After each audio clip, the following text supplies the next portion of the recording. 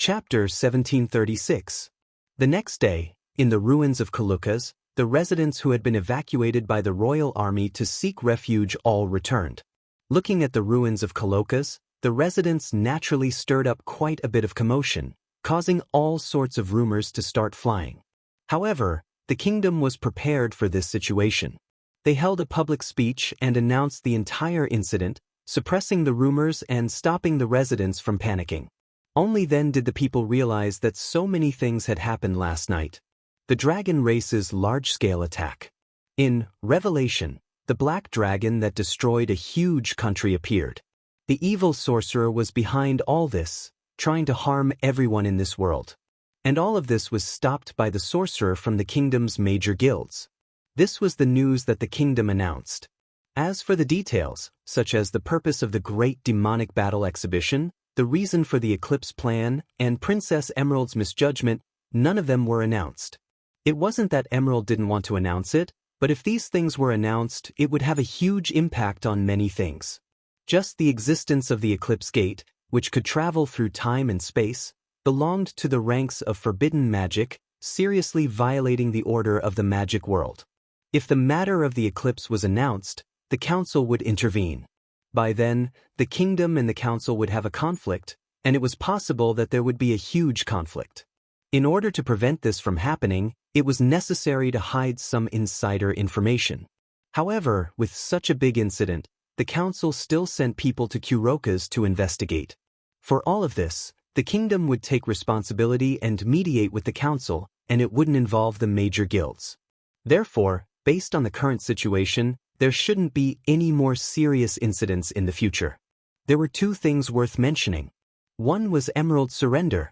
Emerald hoped that her misjudgment would lead to a serious threat to the entire kingdom and the world, so she would receive the punishment she deserved to atone for her crime. However, the group of people led by the leader of the Sakura Knights, Alcadios, and the Minister of National Defense, Dayton, knew that Emerald's true purpose of opening the Eclipse Gate was to save the kingdom and the world, but they tried their best to protect her. In the end, Emerald was just being used. Although it couldn't be said that she wasn't at fault, she wouldn't be convicted.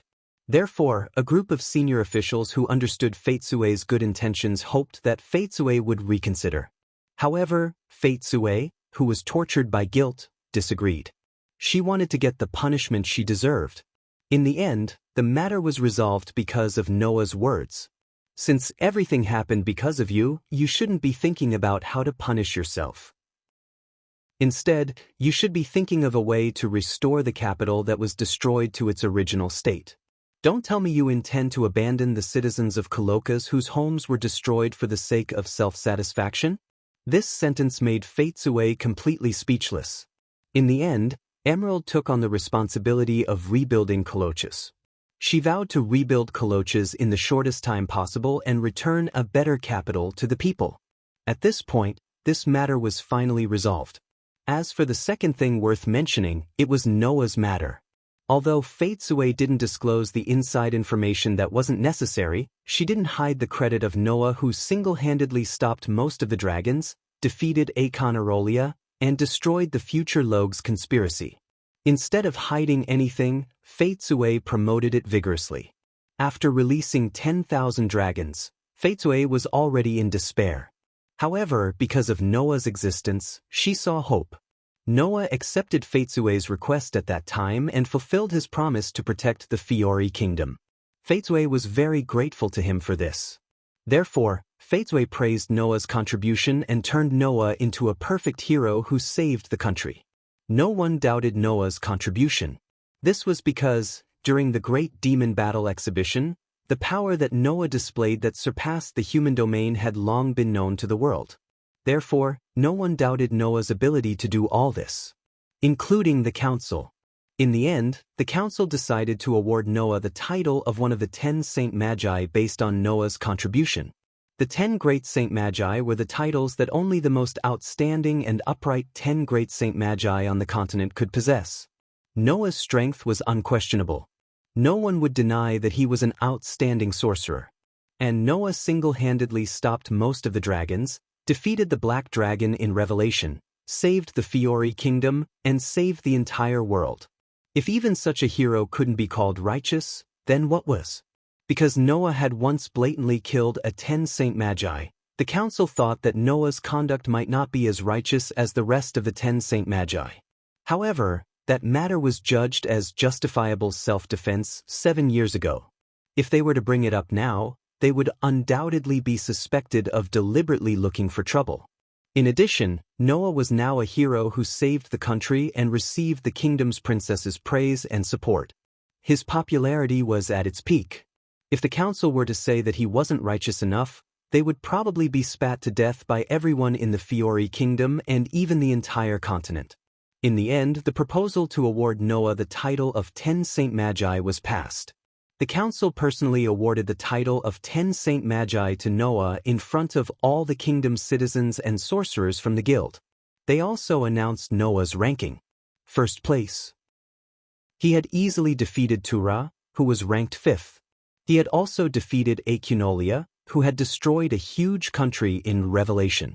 All the sorcerers recognized Noah as the most outstanding and powerful sorcerer in the continent. As a result, the council directly listed Noah as the first of the 10 Saint Magi, allowing Noah to sit in this position. Under such circumstances, Makarov simply announced that Noah would be the next guild leader of the guild, causing the reputation of Fairy Tale to soar. After obtaining victory in the Great Magic Battle exhibition, their guild leader was ranked first among the top 10 Saint Magi. The title of the strongest guild in the Kingdom of Fiori had once again returned to the hands of Fairy Tale.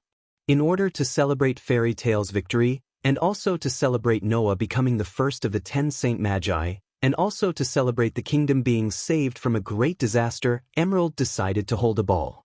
This ball, only the nobles and a few guilds could participate.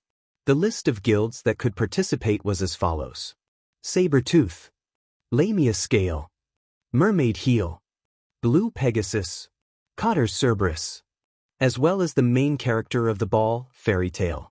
The location was the only palace that could still be used, and only a part of it was destroyed. In the deep night, the ball was in full swing in the largest hall of the palace. Noah came out of the ballroom and went to the balcony. Looking at the night sky, he gently sighed. Mira also came out of the ballroom, holding Noah's arm and gently wiping his face with a handkerchief. "What's wrong? Are you tired?" "Of course I'm tired," Noah helplessly said. "From the moment I entered until just now, I was constantly being pestered." As the hero who saved the country and the first of the 10 Saint Magi, Noah was very popular among the nobles. Even the king showed his face and thanked Noah. Noah was not unfamiliar with this kind of situation, so it was not difficult for him to deal with it. However, what happened next made Noah really ashamed. They actually suddenly mentioned marriage, and in front of so many people. How afraid are they that their daughters and granddaughters will not be able to get married? Noah was speechless. And they don't care that I have 2 fiancés, saying that it's okay to be a concubine. Those guys, did they even consider the feelings of their daughters and granddaughters? Chapter 1737. Noah was indeed speechless. With his current situation, once he entered, the representatives of the royal family would definitely greet him. Noah had expected this. However, Noah did not expect that as they chatted, they would start asking him when he was going to get married and if he had anyone he liked. Then there was no then. Once this topic started, the situation became unmanageable. All the royal family members were like stall owners in the market, recommending their daughters to Noah. Some even recommended their granddaughters to Noah, as if they were afraid that Noah would not be able to find a wife. When they talked about their daughters, their saliva flew everywhere and almost sprayed on Noah's face. Noah, who did not expect the situation to develop in this direction, was dumbfounded. He then quickly declared that he was a man with 2 fiancées. However, this declaration did not reduce the enthusiasm of the royal family members in the slightest. Instead, it became even more intense. 2. You have 2 fiancées? Then Lord Noah wouldn't mind having a few more, right? Please consider my daughter. Consider my granddaughter as well. It's okay to be a concubine. That's right. These were the first words that appeared after Noah said that he had 2 fiancées. Without a choice, Noah could only surrender and find an excuse to sneak out. If he did not sneak out now, Noah was really afraid that he would be like a salesman. In the end, he would be fooled by those salesmen. You don't say. Those so-called royal family members definitely have the potential to be salesmen. Noah was speechless. It's such a waste to be a noble. Mira could not help but laugh out loud. This can't be helped. With your current treatment, it's not strange that those royal family members would want to build a good relationship with you. Putting aside the fact that he was the next chairman of Fairy Tale, Noah was now a national hero in the kingdom of Fiore. If they could get close to the heroes who had saved the country, then the status of the royal family would definitely increase exponentially, and they would be sought after by the people. Moreover, Faitsue was grateful to Noah from the bottom of her heart. No matter what request Noah made for her, as long as it was within her ability, Faitsue would not refuse. In this way, Noah was equivalent to the princess's favorite person. Who wouldn't want to take this opportunity to form a good relationship with Noah? On top of that, Noah was currently ranked first among the 10 great holy mages and was publicly recognized as the #1 high mage of the continent. He was also young and unmarried. If such a famous and outstanding person could become a live-in son-in-law, it would make those nobles laugh even in their dreams. For various reasons, Noah had become extremely popular, leading to this situation. Therefore, Mira could understand why there was such a development. However, Noah was puzzled. Why do I feel like you're not talking about your own matters? Noah said to Mira in annoyance. Don't tell me you don't mind me marrying a member of the royal family's younger generation? Upon hearing this, Mira looked at Noah and said with a spurious smile, Don't worry. If I say that I mind, can you promise me that you won't marry a girl other than me and Lisanna? Noah was speechless. Noah really could not make this promise. Not to mention other things, Noah did indeed owe a lot of love debts. For example, in the world of The Black Bullet, if Elysium had kept his promise and waited for Noah for 3 years, then no matter how heartless Noah was, he would definitely respond to Elysium's feelings. For example, in the world of the God Slayer, Luo Hao claimed that she was Noah's concubine. Noah had even pushed her down. He couldn't just take advantage of her and not admit to anything, right? In addition, Wendy had once said that she wanted to be Noah's bride when she grew up. Noah's relationship with Xuanai also had a huge breakthrough. Noah could not promise Mira here. Although any man should be satisfied with having Mira and Lisanna, it did not mean that he should turn a blind eye to his own responsibilities. In Noah's opinion, he had to repay the debts he had incurred. What's more, it wasn't that Noah didn't have feelings for those girls. Noah could be said to have gone through thick and thin with Elysium. Even if it could not be said that they shared the same fate, it was impossible for him to be completely indifferent. Toward Luo Hao, Noah could be considered to have made a mistake due to a freak combination of factors. He inexplicably developed a relationship with her, and Noah wouldn't deny this relationship. Noah used to treat Wendy as a younger sister, but ever since he knew that Wendy had feelings for him, Noah felt that he had to face Wendy directly. Therefore, it was not impossible for him to have a relationship with Wendy in the future. As for Xuanai, Noah was very touched to a large extent. Think about it, an 11 or 12-year-old girl persisted for 7 whole years in order to pursue the figure of the person she yearned for, and even suffered a lot during that time. As a person who was yearned for by such a girl, who would not feel touched? At the very least, Noah was moved by Xuanai, and he had great affection for her. Then, in the dragon graveyard, he made a breakthrough in his relationship with Xuanai, which made his love for her sublimate. As such, no matter what, Noah did not want to let down that girl's feelings for him. Thus, between being unemotional and being affectionate, Noah chose the latter in the end. Under such circumstances, Noah could only look resentful. He sighed and hugged Myra's shoulder, bringing her into his embrace. Mira did not resist Noah and instead obediently snuggled into Noah's embrace. The gentleness on her face did not change at all. Noah smelled his fiancée's fragrance and said softly, "I'm sorry. I've made you suffer." "No," Mira shook her head and said gently, "you didn't make me suffer. You didn't make me feel wronged. Rather, you gave me a lot of happiness." There's no reason for you to apologize. I can't even give you a promise. Don't you feel wronged? Noah said. I know that you and Lisanna have been thinking about me and have been accommodating me in this aspect. So, I can only promise that I'll make you happy. That's enough. Mira stretched out her hand and hugged Noah's waist. She closed her eyes and enjoyed the warmth of her lover, smiling sweetly. This is the promise I want the most. This promise is enough. Is that so? Noah smiled and closed his eyes as well, pressing his face against Myra's head. Thank you. Mira did not say anything else. Instead, she wholeheartedly enjoyed the warmth of her lover. The smile on her face was filled with happiness no matter how one looked at it.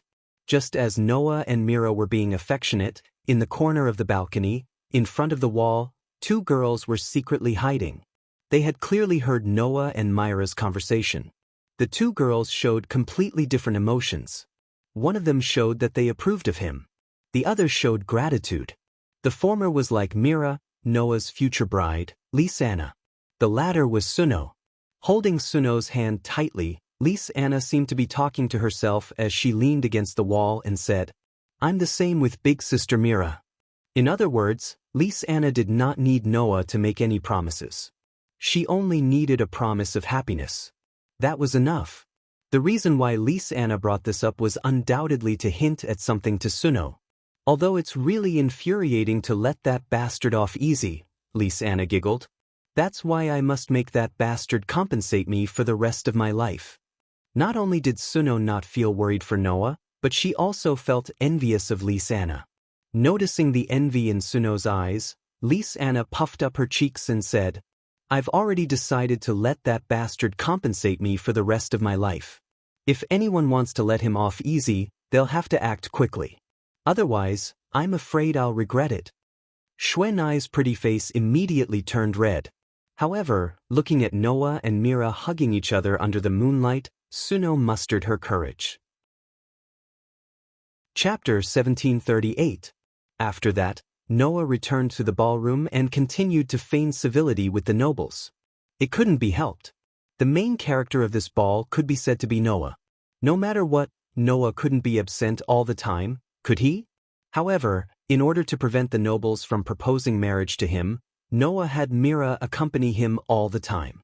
Seeing a charming girl by Noah's side, no matter how thick-skinned those nobles were, they wouldn't propose marriage to Noah in front of Mira. Thus, Noah could finally relax and enjoy the ball. During the process, in addition to the nobles, Noah also greeted the high mages of the various guilds. Basically, the only guilds that could participate in this ball hosted by the kingdom were those that had participated in the Great Demon Battle exhibition and stayed in Coloccas to fight against the dragon race. And in these guilds, there were many people that Noah was familiar with, so it was necessary to greet them. Among them, Kara, who belonged to the Lamia scale, mentioned to Noah that she hoped to spar with him again in the future. Even Kagura, who belonged to the mermaid heel, expressed that she wanted to spar with Noah. At the beginning, Kara and Kagura were the two most powerful archmages in this year's Great Demon Combat Arts Exhibition tournament.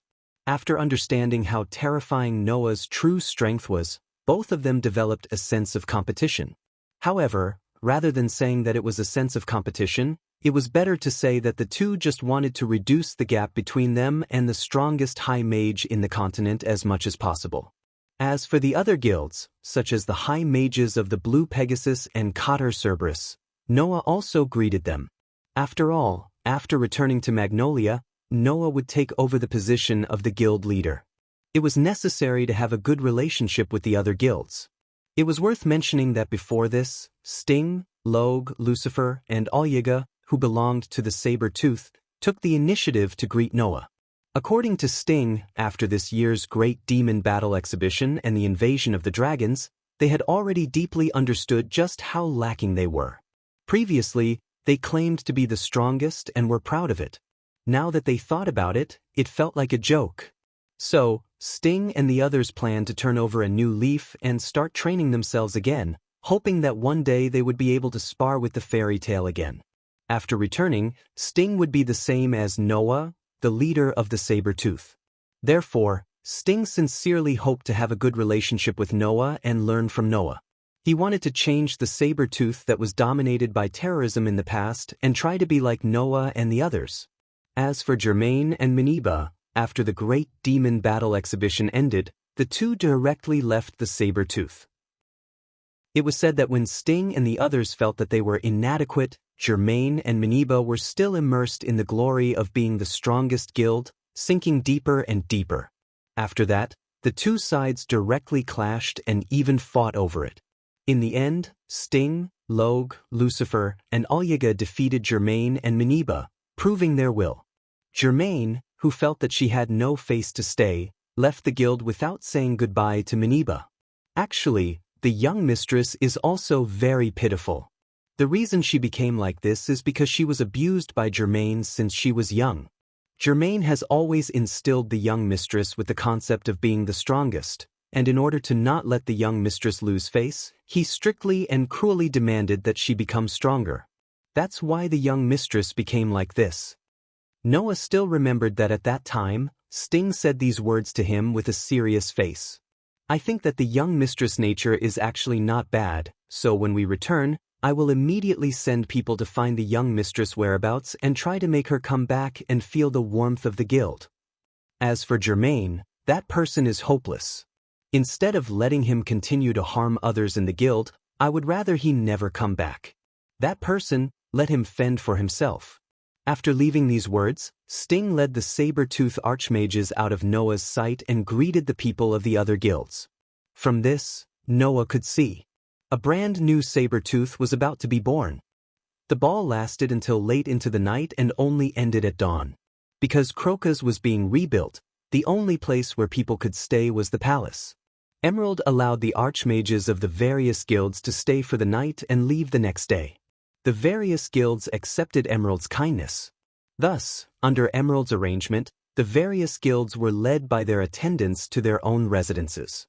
Noah was arranged to stay in the best guest room in the palace. It was an elegant room like a luxurious suite. This room, until dawn, belonged to Noah alone. Thus, once he returned to the room and waited for the attendants to leave, Noah immediately planned to take off his formal attire, lie on the bed, and have a good sleep. However, before Noah could take off his formal attire, there was a knock on the door. Then, a voice full of nervousness rang out. Lord Noah? Xuanai? Noah immediately recognized the owner of the voice and spoke directly. Come in. My apologies. Xuanai's voice was still tinged with nervousness. Moreover, Xuanai did not come in immediately. Instead, after Noah could not help but feel suspicious, she mustered up her courage and pushed the door open. The one who appeared at the door was, of course, Xuanai. However, at this moment, Xuanai was wearing a formal attire like Noah. Noah was wearing a black tuxedo. Xuanai was wearing a white princess dress. If the two of them stood together, they would definitely look like a prince and a princess, right? In addition, on Xuanai's head, there was also a flower, which looked quite beautiful. Perhaps she did not think that she was that beautiful in person? After all, Xuanai had an inferiority complex in her personality.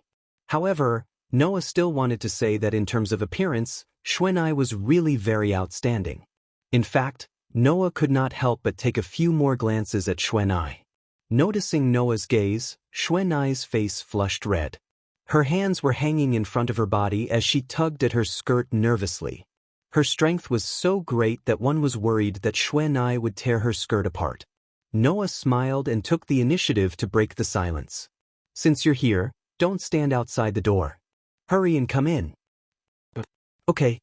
Xuanai's voice was still filled with nervousness as she walked in with messy footsteps. At this moment, Noah felt a little strange.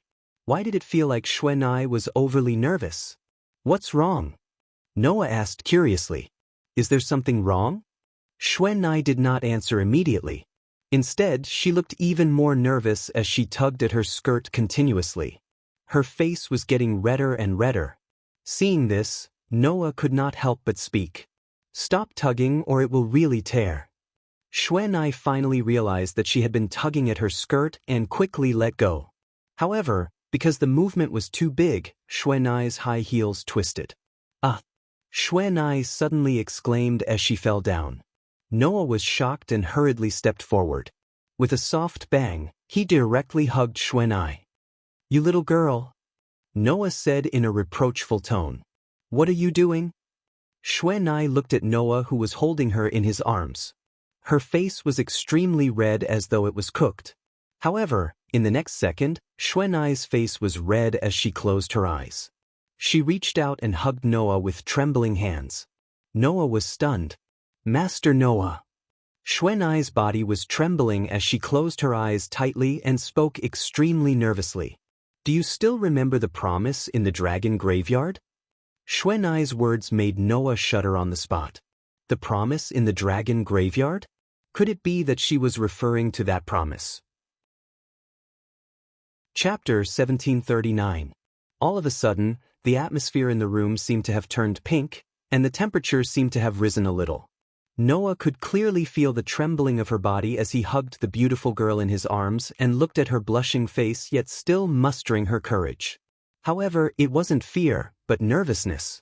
It was imaginable how much courage Xuanai had mustered to come to Noah's room and take the initiative to mention the agreement in the dragon graveyard.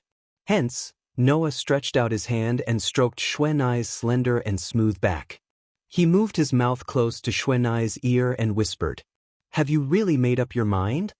Xuanai's trembling eased a little under Noah's comforting touch. However, the blush on her face didn't subside at all. Under such circumstances, Xuanai didn't even dare to lift her head to look at Noah. She only snuggled up in Noah's arms and nodded shyly. That movement seemed extremely gentle. If Noah's gaze hadn't been fixed on Xuanai's body, he wouldn't have noticed that movement at all, right? However, not only did Xuanai's behavior not weaken her charm, but it also aroused his appetite. Under the control of his emotions, Noah hugged Xuanai with more force as though he wanted to rub the girl in his arms into his body. He hugged Xuanai tightly. Due to the thick coat that Xuanai usually wore, it was difficult to see how good her figure was with the naked eye.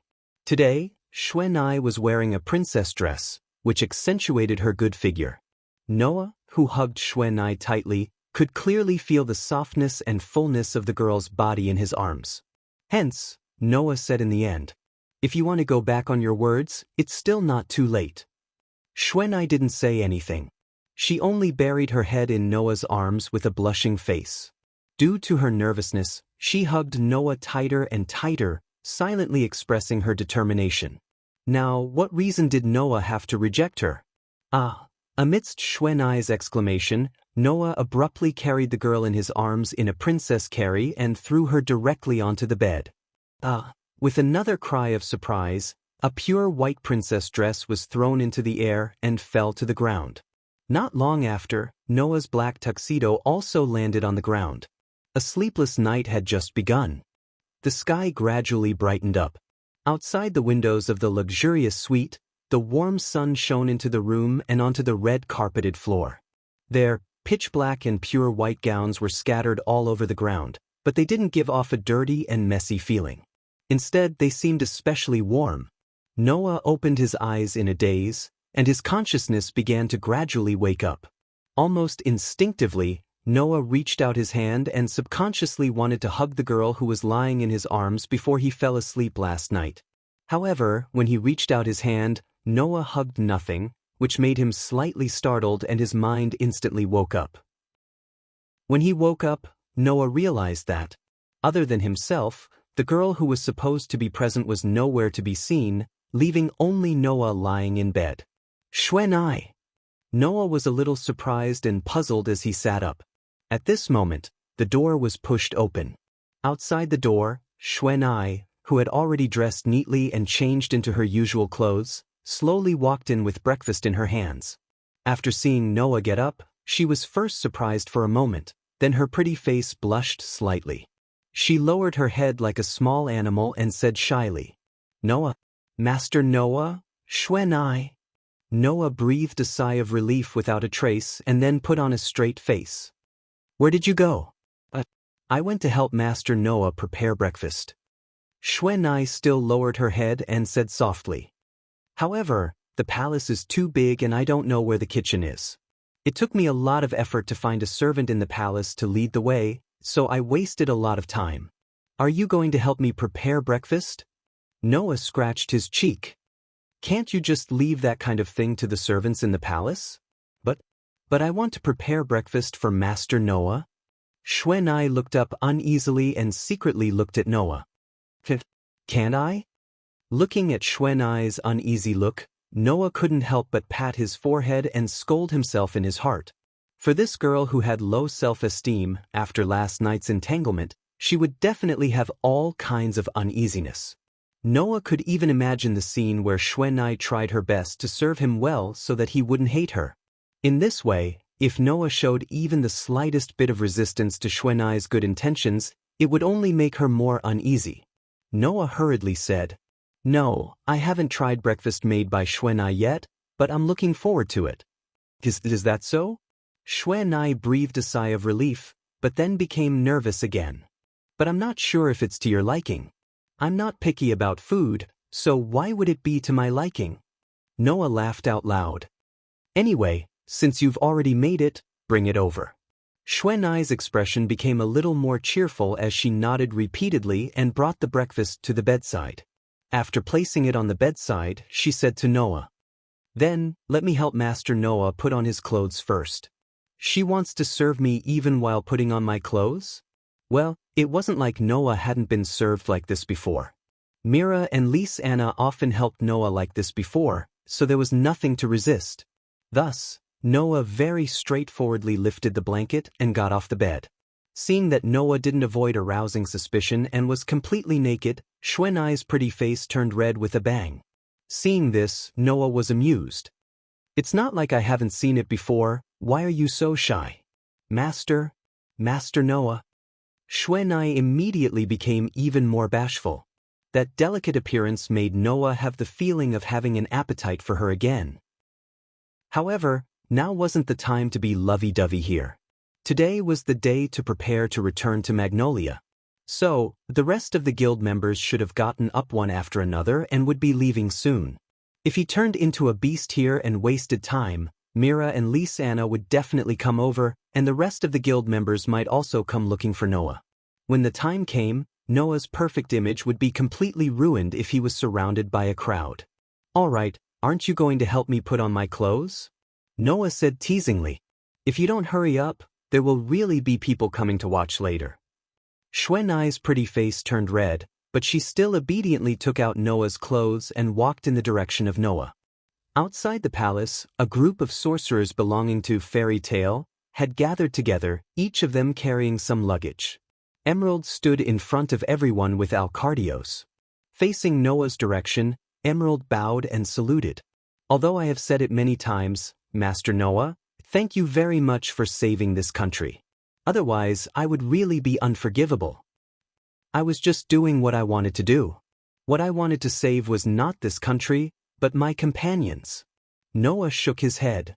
"So, Your Highness, there is no need to continue expressing your gratitude to me. Even so, the fact that Master Noah saved all of us still exists." Emerald said very seriously, "I will always remember Master's kindness in my heart. I will never forget it." After that, Fei Chui looked at everyone and thanked them solemnly. "At the same time, I would also like to thank everyone for lending a helping hand when this country was in trouble. If there is anything you need me for in the future, please do not hesitate to ask. When the time comes, I will definitely do my best. To be able to receive such a promise from Your Highness, we are already very honored." Makarov nodded heavily. "Then we will take our leave." Makarov looked at Noah. Noah smiled and turned his head to look at everyone present. "All right, everyone, let's go home." Everyone responded loudly, their faces beaming with joy. And so, under the gaze of Emerald and the others, everyone stepped on the road back to Magnolia. Chapter 1740. Fiori Kingdom, Magnolia. That's the sorcerer from Fairy Tale. Fairy Tale is back. You're back. When the group of magic shooters from Fairy Tale walked into Magnolia, all the residents on the streets were surprised and cheered loudly, giving the returning magic shooters a fright. Then, many residents rushed out from the buildings and streets, surrounding both sides and cheering loudly. But cheers resounded throughout the entire space, causing the group of Fairy Tale's magic shooters to come to their senses. Then, such noises rang out from all directions. Good job, Fairy Tale. He actually saved the kingdom. Good job. You are the glory of Magnolia. Congratulations to all of you for winning the Great Demon Battle Exhibition Tournament. Congratulations. Cheers echoed throughout the crowd, telling the members of Fairy Tale what was going on. The residents of Magnolia swarmed over and surrounded the two sides of the street, cheering loudly. Mikao, Wakaba, and the other members who had stayed behind for 7 years were moved to tears. I never thought that after 7 years, I would be able to enjoy this feeling of being supported again. Exactly. In the 7 years that the main members had been frozen together with Heavenly Wolf Island, when had Fairy Tale ever been so popular? The glory of Fairy Tale, which was always at the bottom every year, had long been forgotten by the people after 7 years. All that was left was pity and contempt. Today, Fairy Tale had finally returned to the #1 stage of the kingdom, becoming the glory of Magnolia once again. After 7 years of glory, the members who had stayed behind for 7 years were moved. At the sight of such a group of old members, Noah and the others exchanged glances with each other before revealing a smile. Everyone, Noah stepped forward and said to the members who had stayed behind for 7 years, "Thank you for your hard work." The group of members who had stayed behind wiped their noses. If they didn't do this, they would have snot flowing out of their noses. The ordeal is over. Now, we only need to enjoy the rewards of our hard work. Noah clapped his hands and smiled. It's rare to hear cheers. Let's enjoy this glory and go home. The group of Fairy Tale magic shooters raised their hands and cheered loudly. Then, amidst the cheers of the residents of Magnolia, the group of magic shooters waved at the surrounding residents and slowly walked towards the direction of the Fairy Tale as if they were on a parade.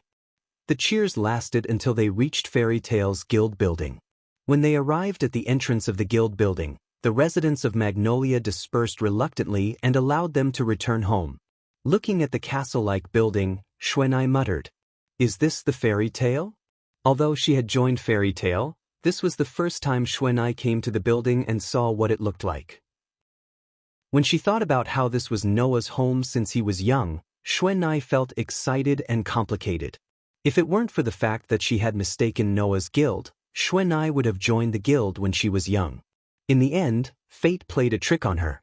Xuanai was delayed for 7 years before she finally came to the guild where the person she longed to be.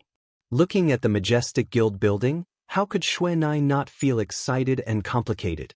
What's wrong? Why do you look like you're about to cry? She held Xuanai's hand and poked her cheeks. This is where you'll be staying for the rest of your life. You can't always look like that. I know. Xuanai suppressed her complicated feelings and looked at the building again. I just feel like I'm dreaming. When she heard that Noah was killed by Aconarolia on Celestial Wolf Island, Xuanai thought that she would never be able to fulfill her little dream of joining the same guild as the person she longed to be. Now that her dream had come true, Xuanai felt like she was dreaming. This isn't a dream. Mira held Xuanai's other hand with a smile that could heal her heart. We'll always be together from now on. Yes. Xuanai nodded heavily. His expression was happier than ever. Noah, who had been observing the direction of Xuanai, could not help but laugh softly. Soon after, he said to everyone, "Don't just stand there, let's go in." Hearing this, everyone looked at each other, and in the end, they all rushed towards the guild together. Bang! Leading the way, Naz kicked open the door and roared as he rushed in. Sure enough, the guild is the best. Bastard! Makarov yelled in exasperation. Doors aren't meant to be kicked. However, the guild members who were in a state of excitement had already ignored Makarov's words and rushed into the guild one after another. We're finally back. The banquet is starting. The banquet is starting. Hurry up and bring the wine. And the meat. Mira. Lisanna. Hurry up. Both Mira and Lisanna could only smile helplessly. Coming. Don't rush us. The two girls entered the guild, and under the support of the guild members, they entered the bar counter and began to prepare the wine and dishes. Those guys. Noah was also helpless. Xuanai, on the other hand, was at a loss, as if she didn't know what to do. Seeing this, Noah shrugged and said meaningfully, "Once those guys start making trouble, there's no end to it.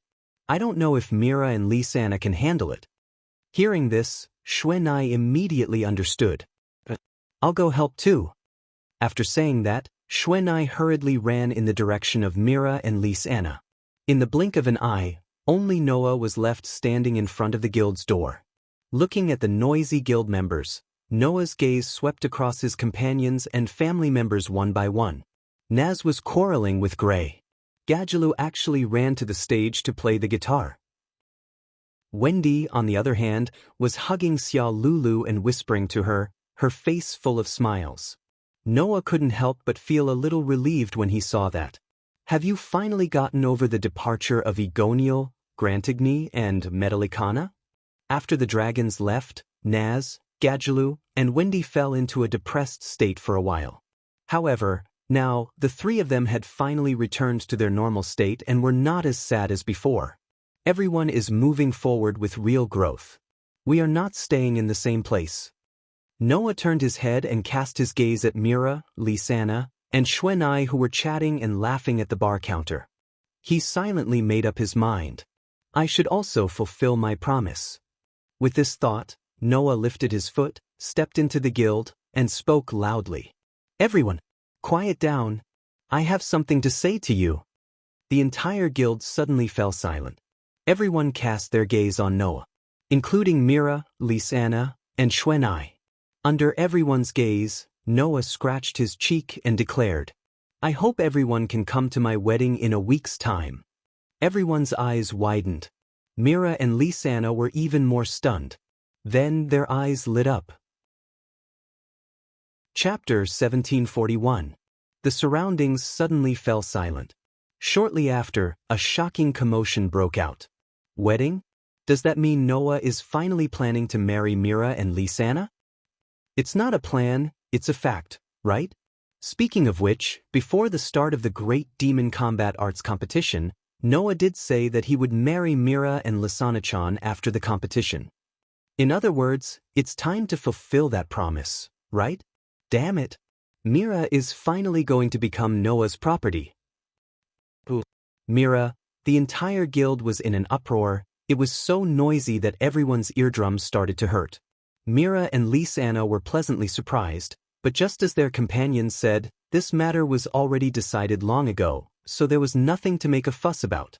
However, at this time, Mira and Lisanna were still very happy, the expressions on their faces almost melting. Congratulations, Lord Mira and Lord Lisanna. Snow was sincerely happy for Mira and Lisanna. You can finally marry Lord Noah. Thank you. The smiles on Mira and Lisanna's faces were several times brighter than usual. They looked very beautiful. At this time, Noah was surrounded by his companions. A week? Isn't that a bit too rushed? Gray said. Just preparing for the wedding will take a long time, not to mention that you seem to be preparing to find a new house. Will that be enough time? Although it is a bit rushed, a week is more than enough. Noah already had a plan, so his reply was very smooth. No matter what, our guild has already reclaimed the throne of number 1 in the kingdom of Fiori, and we have even protected the kingdom. Now is the time for us to make a name for ourselves. I believe that before long, many new members will join our guild, and the number of requests will increase as well. When the time comes, we might not have the time to prepare for the wedding. So, you want to take advantage of this time to prepare for the wedding? Gray nodded in realization.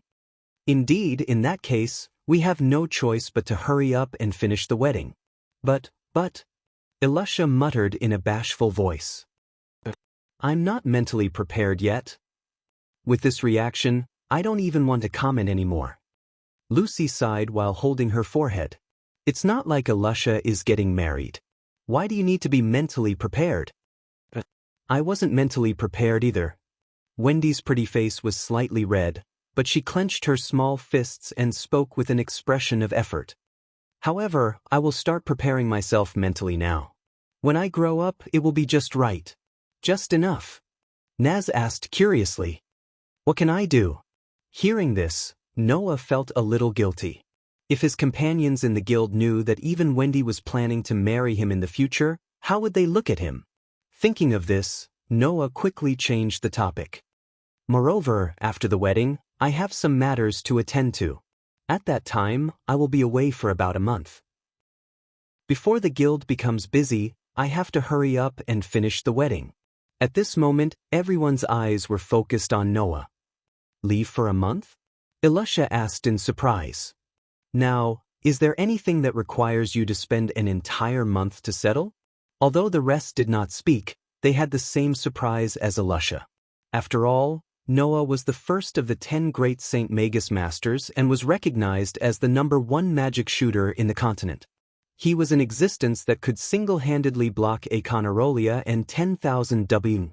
With such a degree of power, what else would require Noah to spend so much time to settle? Noah naturally understood the doubts of his companions. However, Noah did not say it directly. Instead, he smiled faintly. But, are you guys still worried that something will happen to me? No, it's not to that extent. Gray folded his arms and looked straight at Noah. I just want to say that if there's anything that you need our help with, you can leave it to us. The rest nodded and expressed their agreement. Well, no matter what, you're now the president. You can't let the president solve everything, right? Lucy also said kindly. If it's something that we can handle, then it's better to leave it to us. Hearing everyone's words, Noah felt a little warm in his heart. Thus, Noah said so. Alright, it's not a big deal. I'll definitely be able to handle it. Noah spread his hands. However, before that, I want to complete the agreement that I've made so that I won't have any regrets in the future.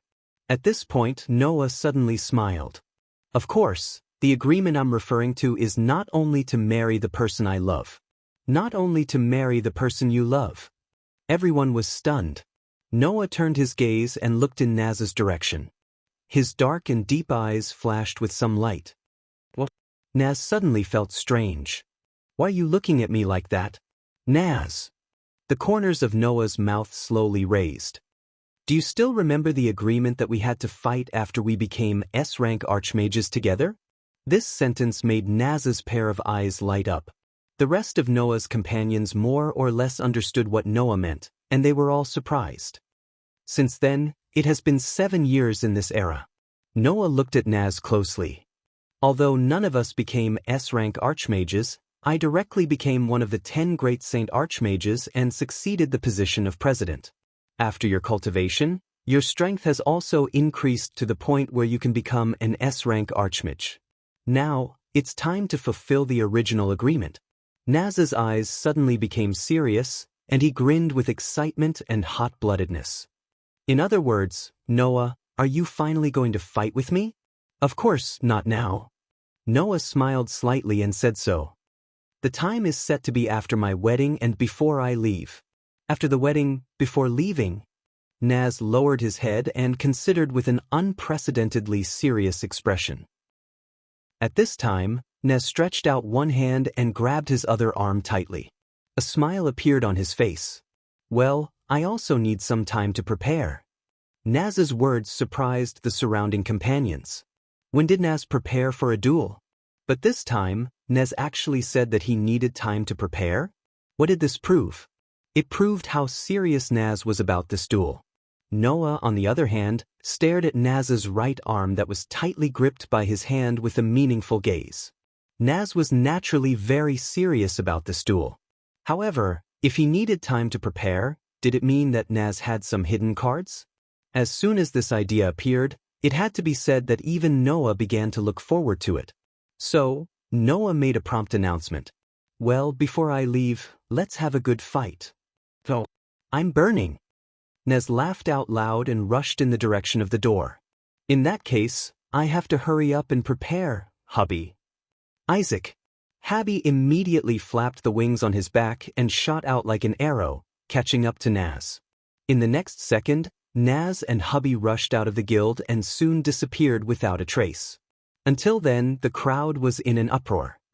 The duel between Noah and Naz? Who will win? For that kind of thing, it's obvious that Noah will win. That's true. His companions in the guild were noisy like this. Only Elisha and Gray stared in the direction where Naz left, and their expressions were not very relaxed. "Hey, Noah, you have to be careful," Gray said.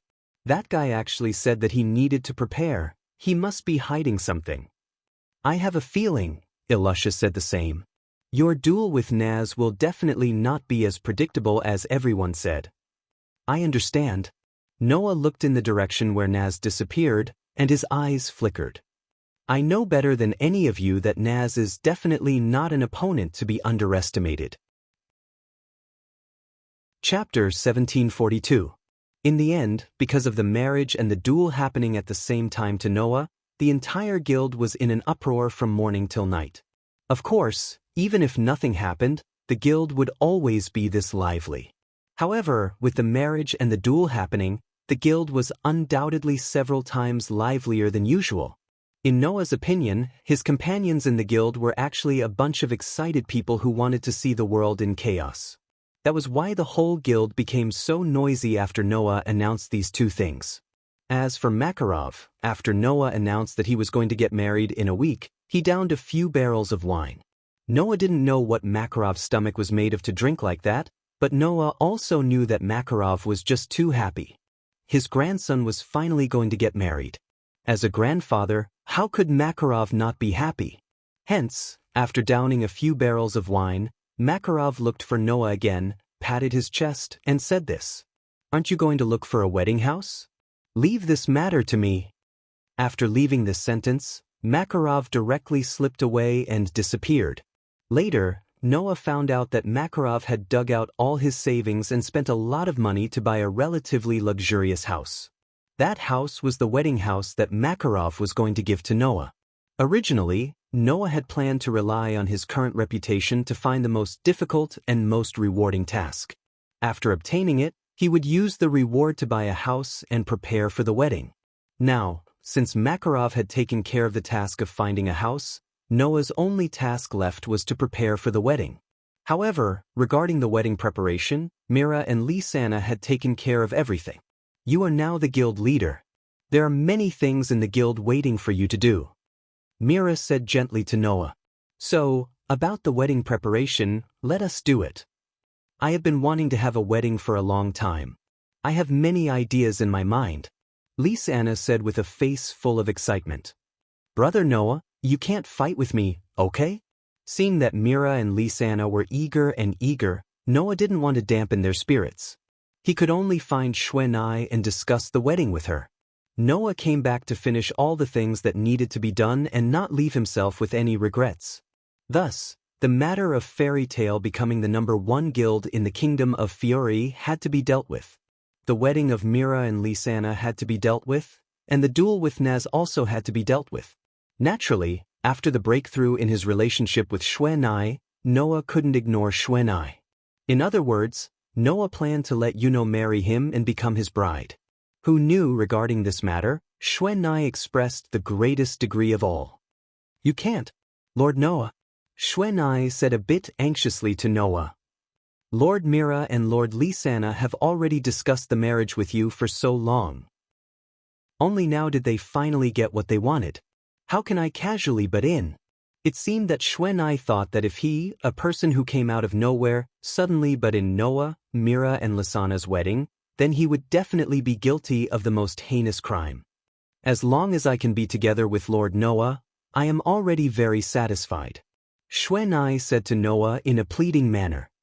"So, Lord Noah, I beg you, please don't let me butt in at this time." Noah could tell that Shwenai was truly against this matter. It wasn't because Shwenai had low self-esteem, believing that with her status, she shouldn't marry Noah. Instead, she believed that she was someone who came out of nowhere. If she married Noah at the same time as Mira and Lisanna, then it really was too appropriate. Since Shwenai was so against it, there was nothing Noah could do. He could only helplessly agree to Shwenai's pleas and inwardly promise. It won't be too late to marry Shwenai after everything is settled. In any case, in the other worlds, The Elysian sun and Luo Hao were also waiting for Noah. When the time came, he would capture all of these girls in one fell swoop and drag them into the church. That would be enough. This thought became the most shameless thought in Noah's life. However, it had to be said that this was indeed Noah's heartfelt words. As such, everything was decided. All that was left was to take action. Because everything that needed to be done was taken care of by others, Noah instead became the most idle person. He was idle all the way until nighttime. After everyone left the guild and the doors were closed, Noah returned to his room and lay down on his bed. Clang. At the next moment, a series of dazzling silver light and resplendent platinum light bloomed from Noah's back at the same time. They turned into a series of light particles and condensed into two elven young ladies with silver hair that was as gentle and beautiful as moonlight. The moment they appeared, Athena spoke indifferently. Finally, you're almost done with the things that you need to do in this world. Yes. Noah closed his eyes. However, it's not time to leave yet. You seem to be looking forward to the wedding with those two girls, Athena said expressionlessly. You're my destined person. You're the one who's about to enter the battlefield. What? Noah didn't open his eyes. Do you want to say that you're against my wedding with Mila and Lisanna? I don't have such thoughts. A beautiful wife waiting for you at home is the best way to encourage a warrior. Once a man thinks of having a wife waiting for him at home, no matter who it is, they will explode with a strong survival instinct. Athena glanced at Noah. I just want to remind you. Don't forget that you can't slack off because of the life that you're looking forward to. You don't need to say this. I understand. Noah finally opened his eyes and looked at the ceiling. I just don't want to leave behind any regrets. Noah's words elicited a reaction from Aster, who had been silent the whole time. Not only this world. Aster's mysterious eyes turned to Noah. Master also wants to go to other worlds and work hard to not leave behind any regrets. Noah was startled. He didn't expect Aster, who liked to throw tantrums, to suddenly say such words. Not to mention Noah, even Athena was surprised. Holy Sword Spirit, it's rare to hear such rational words from you. I'm just saying what's in my heart. Aster's expression didn't change at all. He lowered his head and said softly, but when I see Master working hard to not leave behind any regrets, I'm also thinking if I should do something. This time, even Noah was surprised. Aster? Noah sat up and looked at Aster. Is there something you want to do too? Aster was silent for a while before he spoke. A long time ago, my master and I destroyed the Demon King together. Now, the Demon King has appeared again. So, I was wondering if I should go and settle things with them. Without a doubt, the people Aster mentioned could only be Lotus and Lestia. I didn't expect Aster to be thinking about the same thing as me. Noah reached out his hand and patted Aster's head, but his eyes were looking outside the window. I'm also thinking that after I'm done with this world, I'll return to the Elven world and settle things with Lotus. This was the next thing Noah wanted to do. After all, it could be said that Noah was the one who changed Lotus' fate. No matter what, Noah had the obligation to settle things with her. Perhaps, because Aster saw through Noah's thoughts, he took the initiative to mention this matter. No matter what, I'm still Master Sword. Aster said as usual. Everything will be as you wish. Noah smiled and continued to stroke Aster's head. Together with Athena, they looked at the night sky outside the window and enjoyed this rare moment of tranquility. Chapter 1743. After that, just as Noah had predicted, because Fairy Tail had regained the glory of being the #1 guild in the Fiori Kingdom, many magic shooters came to join the guild the next day. Noah did not accept all the magic shooters who came to join the guild because of its reputation. Instead, he went through a series of tests. The content of the tests was not strength. In fact, whether or not one had strength was secondary. For Fairy Tail, the most important thing was not strength, but compatibility. At the very least, Noah did not want his guild, which was full of positive energy, to be turned into a swamp by a motley crew. Therefore, Noah accepted all the magic shooters who were compatible with the members of the guild. However, those with bad natures were all mercilessly thrown out of the door by Noah. He did not show them any mercy at all. This method naturally caused a lot of criticism in the beginning. However, there was one time when a group of magic shooters who were rejected by Noah decided to take advantage of the night to sneak into the guild to wreak havoc as revenge. The next day, all the residents of Magnolia found out. These guys were stripped of all their clothes and hung in the city center for the whole city to see. There was also a recording crystal beside them that recorded the whole process of these guys trying to wreak havoc on Fairy Tail. It was only now that everyone knew the criteria for Fairy Tail's selection. They no longer had any objections to it and even started to promote it, causing Fairy Tail's popularity to become more and more prosperous. Apart from that, commissions from all over the kingdom were gradually finding their way to Fairy Tail, allowing the guild's career to return to its peak, perhaps even surpassing it. Under such circumstances, in addition to the 30 million J reward for winning the Great Demon Combat Arts competition, the guild's operations were finally on the right track. Just like that, a week passed in the blink of an eye as the whole Fairy Tail gradually got on the right track. Today was the day of Noah's wedding. Wow! In a room in Strauss House, Lucy and Snow, who were dressed in bridesmaid attire, looked at the two girls standing in front of them and couldn't help but gasp in amazement. She was wearing a wedding dress that was as white as snow. They were holding extremely beautiful flowers in their hands. Mira and Lise Anna stood side by side in front of a full-body mirror. Looking at themselves in the mirror, their delicate faces looked a little dazed, but they couldn't hide the happiness between their brows no matter how hard they tried. Lise Anna, in particular, looked at herself in the mirror in her wedding dress, her eyes a little moist. "Big sister Mira?" Lisanna's eyes were slightly red as she spoke. "Am I dreaming?" Looking at Lise Anna like this, Mira smiled knowingly. She reached out and gently hugged Lise Anna, patting her sister's back as she spoke softly. "Lise Anna will become the most beautiful bride today. This is definitely not a dream." Unlike the gentle and caring Mira, Lisanna's maiden's heart. Myra's greatest wish was to live happily with Noah for the rest of their lives. Lisanna's greatest wish was to become Noah's bride. One yearned for the days to come. The other yearned for the moment when she became the bride of her sweetheart. Although the things they yearned for were different, there was no doubt that these two sisters were in love with Noah. Today was the wedding of these two sisters and Noah. Lise Anna, who had always dreamed of becoming Noah's bride, had finally waited for this day to come. Thus, looking at herself in the mirror in her wedding dress, Lise Anna couldn't help but feel the emotions in her heart. Her eyes really did turn red. "Alright, today is a happy day. You can't have this expression." Mira cupped Lisanna's face and gently wiped away some of the tears in her sister's eyes. However, her own eyes were also a little wet. "It's okay. Lise Anna will definitely be happy in the future. Sister promises you." Lise Anna nodded heavily and smiled. "The same goes for Sister Mira. You will definitely be happy with me." "That's right." Mira smiled gently. "We will definitely be happy together." Seeing the Strauss sisters hugging each other tightly to vent the emotions in their hearts, Lucy and Shirley looked at each other and smiled. All right. It's not like you two have to separate. In the future, you will always live together. Don't make it seem like you are going to separate." Lucy clapped her hands and said with a smile, "Noah is already waiting for you. Brides, don't let your groom wait too long." "That's right." Shirley nodded. Lord Noah definitely doesn't want to see Lady Mira and Lady Lisanna's eyes red. "You two can't cry."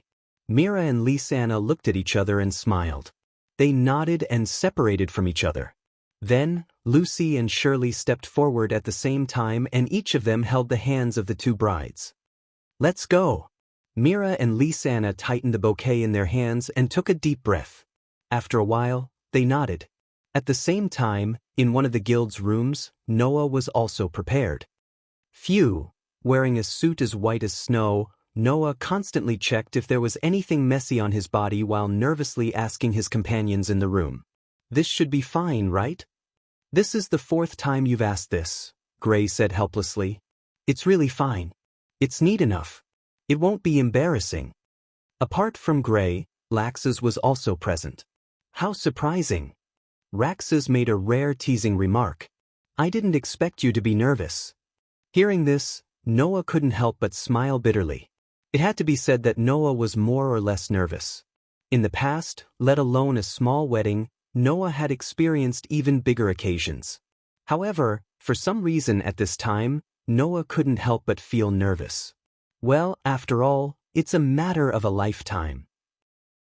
Gray spread his hands and said to Noah, even if it's you, it's inevitable that you'll be nervous, right? Maybe that's the reason. Noah adjusted his collar a little, then seemed to think of something and looked at Gray. By the way, did you find Naz? Since the last time in the guild, Naz had threatened to prepare for the duel with Noah and rushed out of the guild. This guy had disappeared for a whole week, completely disappearing without a trace. In order to find Naz, everyone went to his house and even asked around the city. In the end, they found out that Naz didn't return home at all this week. Instead, he seemed to have left Magnolia and entered a deep mountain. In order not to let Naz miss his wedding, Noah had asked some of the new members in the guild to go to the mountains to find him. Unfortunately, it seemed that they didn't find him at all. That guy, his mind is probably full of the duel with you now. How can he still remember your wedding? Gray curled his lips. He should have forgotten long ago, right? Well, he's Naz after all. Laxus said so generously. If not, then he's not Naz. Really? Noah said with regret. In other words, Naz won't come to my wedding, right? For that idiot, a wedding is obviously not as important as a meal. Gray patted Noah on the shoulder. You don't have to take it to heart. I know, I just feel that it's a pity. Noah smiled slightly.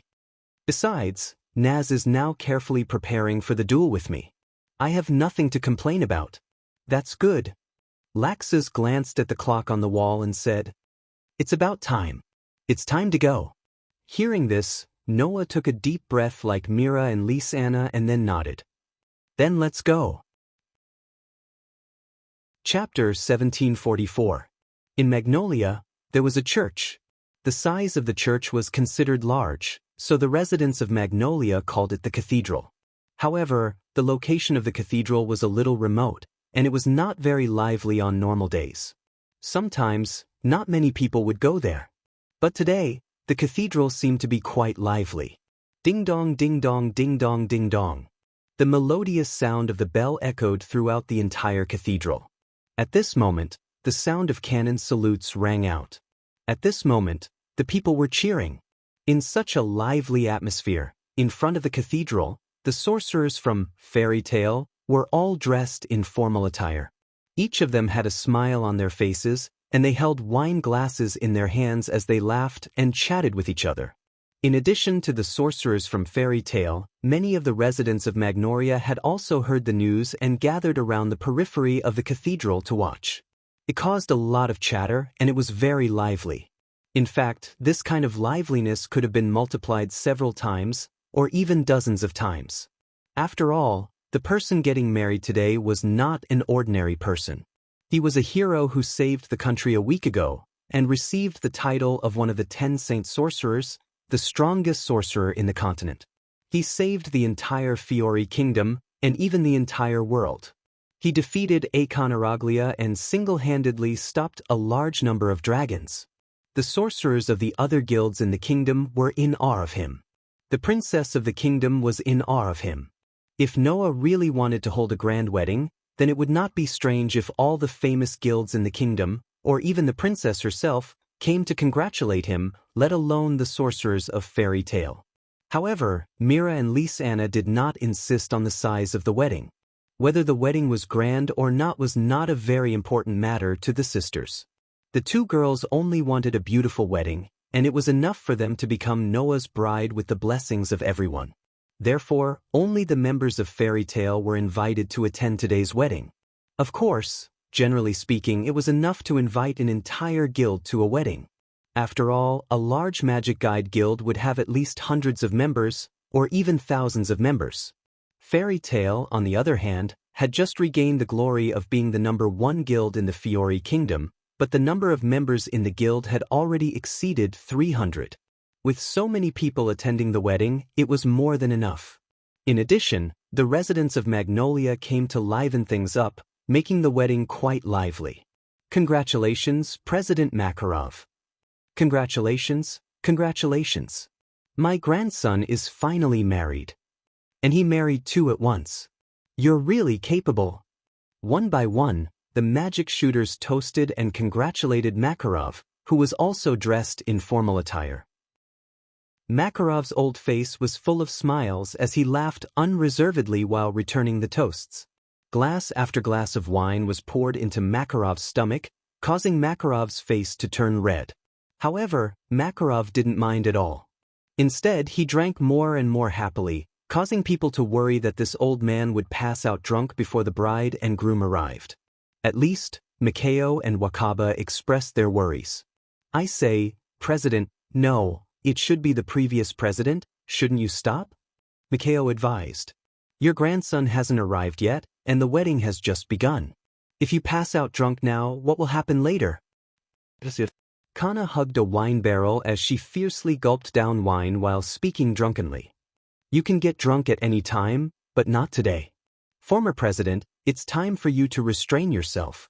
Before saying that, shouldn't you put down that ridiculously large wine barrel in your hands? Wakaba couldn't help but complain. You're not convincing at all, right? Well, don't worry, I'm fine.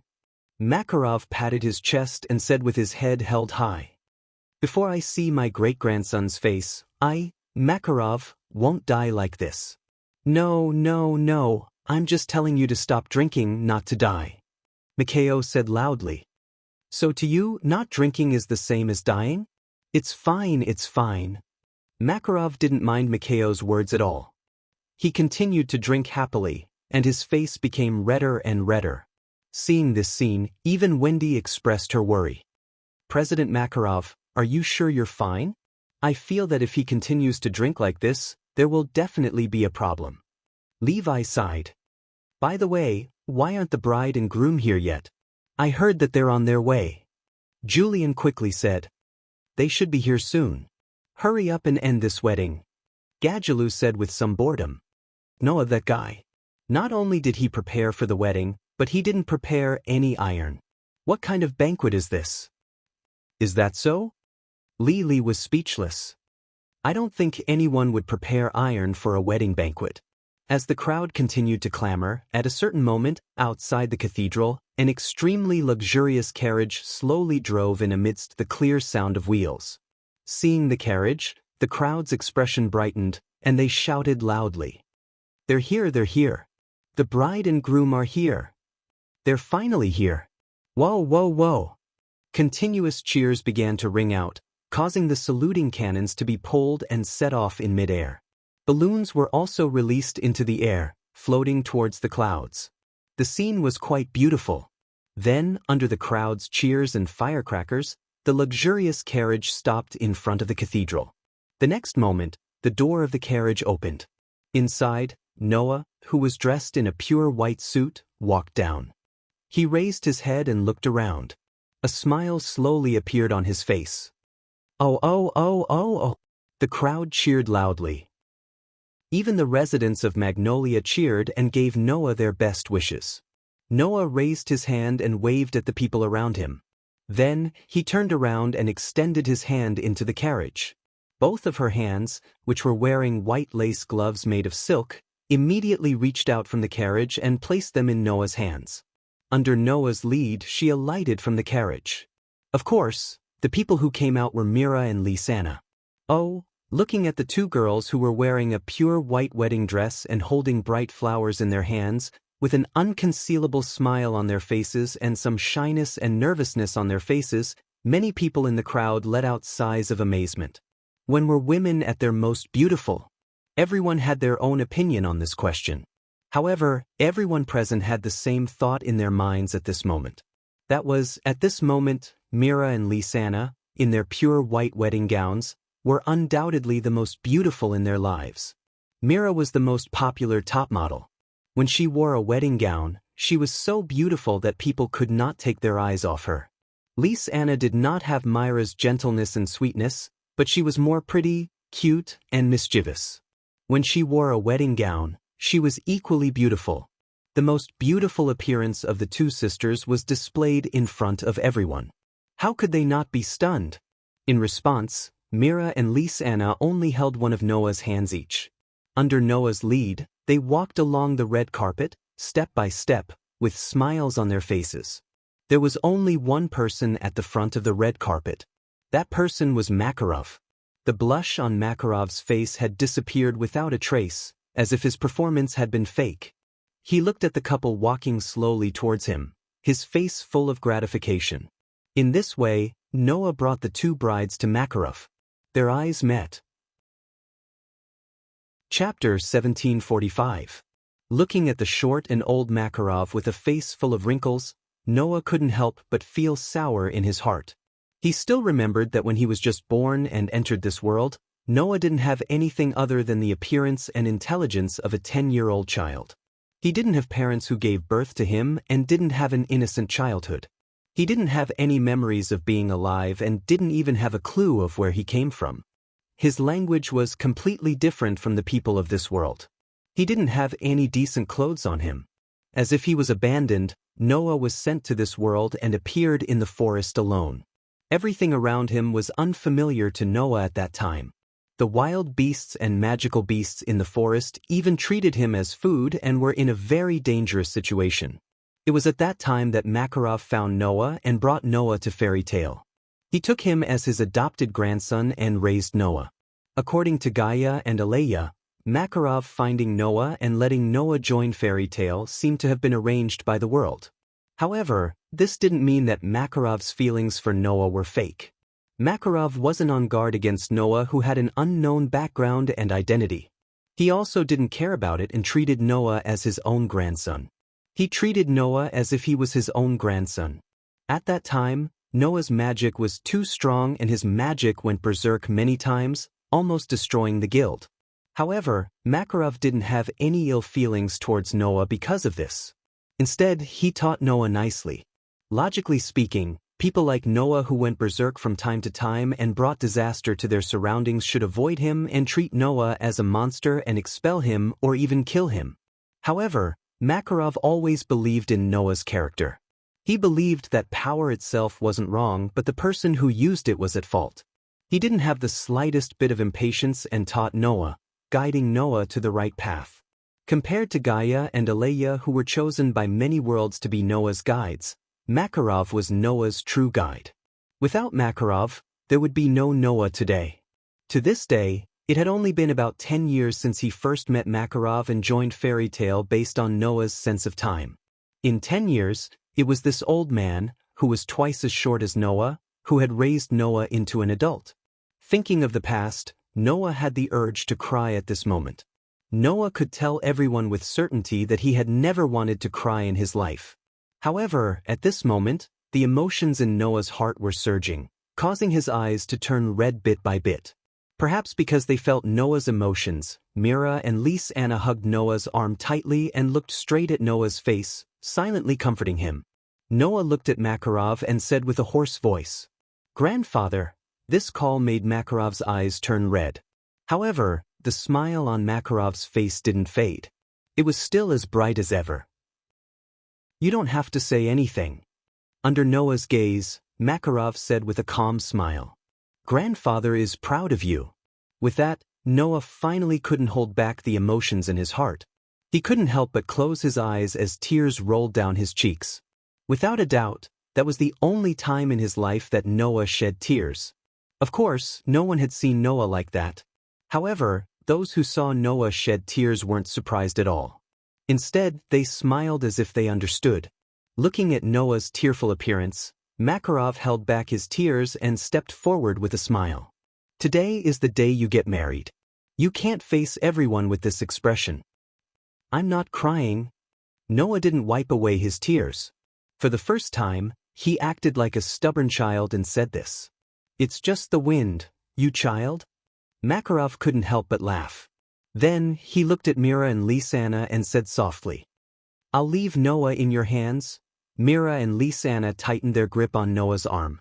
Under Makarov's gaze, they nodded heavily and said in unison, "We will take good care of Noah, President." "Are you still calling me President?" Makarov smiled. You should change the way you address me. Hearing this, Mira and Lys-Anna both blushed and lowered their heads. Grandfather. Good. Makarov laughed out loud and shouted at Noah. Noah, you have to treat your two brides well. If I find out that you bullied them, I won't let you off. Do you understand? I know. Noah held Mira's and Lys-Anna's hands tightly as he looked at his two brides and declared, I will definitely make them happy. Mira and Lys-Anna's faces bloomed with smiles. Makarov nodded in satisfaction. He looked around, spread his arms, and shouted to the people around him. Everyone, please give our warmest blessings to our bride and groom. As soon as he finished speaking, clap, clap, clap, clap. A burst of warm applause sounded from the surroundings. The group of magic shooters belonging to Fairy Tale were also shouting non-stop. Noah, don't bully our Mira-chan. Don't bully Lys-Anna-chan either. Remember to be happy. Bastard. Damn it. I want to get married. Save it. Haha. Kind laughter and shouts sounded from the surroundings. Along with the warm applause, they were dedicated to Noah. Noah, Mira, and Lys-Anna looked at each other and smiled tacitly. Immediately, Noah let go of Mira and Lys-Anna's hands. He took a step forward and came to Makarov's side. He turned around and looked at his two brides. At the side, Wendy was holding a box with a nervous look on her face as she walked to Noah's side under everyone's gaze. Brother Noah. Wendy raised her head and looked at Noah with a cute smile.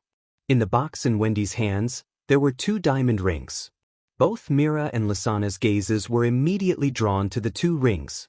Unlike the engagement ring, this time, Noah had specially asked someone to make a new wedding ring. Compared to the 2 engagement rings that were made in a hurry before, the 2 wedding rings in front of him were much better in terms of workmanship and quality. The exquisite shape and the resplendent diamonds attracted the hearts of all the girls present. So beautiful! Lucy couldn't help but murmur. Yes. Xuanai agreed softly. It really is beautiful. Even Alusha couldn't help but praise. As for Lebby, Kana, and Julianne, they had already begun to whisper to each other, praising the 2 rings almost non-stop. Naturally, Mira and Lys-Anna were also captivated by the 2 wedding rings. Ahem. Makarov pretended to be serious and coughed. All right, let's have our brides exchange rings. Noah turned his head and took out the 2 rings from the box in Wendy's hands. He smiled at Mira and Lys-Anna. My brides, please stretch out your hands. Mira and Lys-Anna subconsciously extended their hands to Noah. Holding the hands of the 2 beautiful brides, Noah gently put the wedding rings on their ring fingers. Warm applause rang out once more. Mira and Lys-Anna retracted their rings and couldn't help but throw themselves into Noah's arms. Noah hugged his 2 brides tightly. Amidst the warm applause, he felt a warmth in his heart. At that moment, Noah, Mira, and Lys-Anna had finally come to fruition and become a true husband and wife. Chapter 1746. Chirp, chirp, chirp, chirp. When the sun rose into the sky and illuminated the land, the melodious chirping of birds echoed under the clouds, announcing the beginning of a beautiful morning. Under the bright sunlight, Magnolia was still sitting on the ground as usual. On the streets, people came and went. Beside the stalls, people were making a lot of noise. Shouts and noises rang out from the relatively large city. Mixed with the melodious chirping of birds, it actually gave people a sense of tranquility. In such a Magnolia, on a busy street facing the sea, there was a house. The size of the house was comparable to a small villa, and it looked quite luxurious. At least, it wouldn't be strange if there were maids and servants coming in and out of the house. However, in fact, there were only 3 people living in this house. Although there were only 3 people, these 3 people were newlyweds. In the room of the newlyweds, the 2 young girls who had just become wives woke up early in the morning. They glanced at their husbands who were sleeping next to them, and then they tiptoed out of the bed at the same time. They went out of the room and entered the kitchen, and began to busy themselves with sounds and laughter. Not long after, Noah also woke up amidst the waves of sweet laughter. He yawned and put on his clothes. After which, he stretched his waist and walked out of the room. Katja! The sound of the door opening attracted the attention of the two sisters who were busy in the kitchen. Brother Noah. Lise Anna was the first to greet Noah. Good morning. Good morning. Noah returned the greeting, but still looked a little sleepy. Good morning, Mira. Good morning. Mira chuckled softly and said in a gentle and considerate manner. The breakfast will be ready soon, just wait for a while. It's all right, the guild is gradually getting on the right track.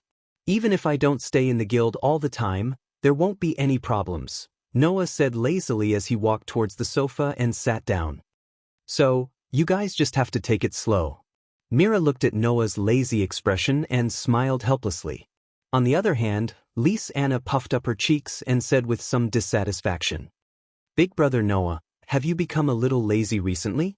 Who's to blame for this? Noah said grumpily. Whether it's cleaning or cooking, all the household chores are taken care of by you two sisters.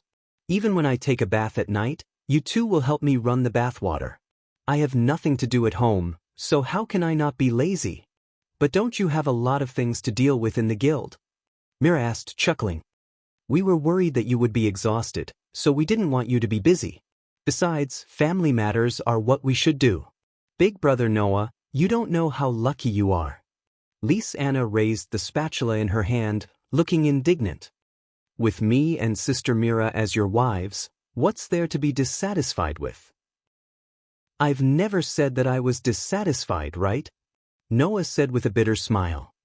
Even if there's something I'm dissatisfied with, it's not because you two are so virtuous. Instead, shouldn't you change the way you call him Big Brother Noah? What does it matter?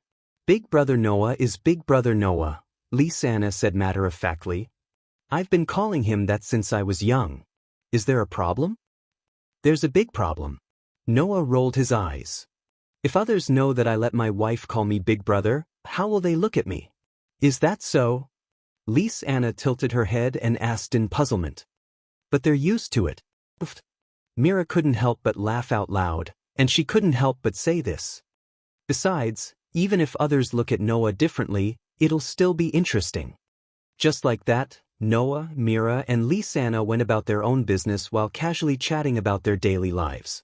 That scene gave people the feeling that the three of them had lived together for a long time. However, there was nothing strange about it. Although it was Noah's first time living with Mira and Lise Anna, the three of them were childhood playmates who grew up together. They knew each other very well, and there was no need for them to be afraid. Furthermore, Mira and Lise Anna were biological sisters who had been living together since they were young. There was no place that they were unfamiliar with.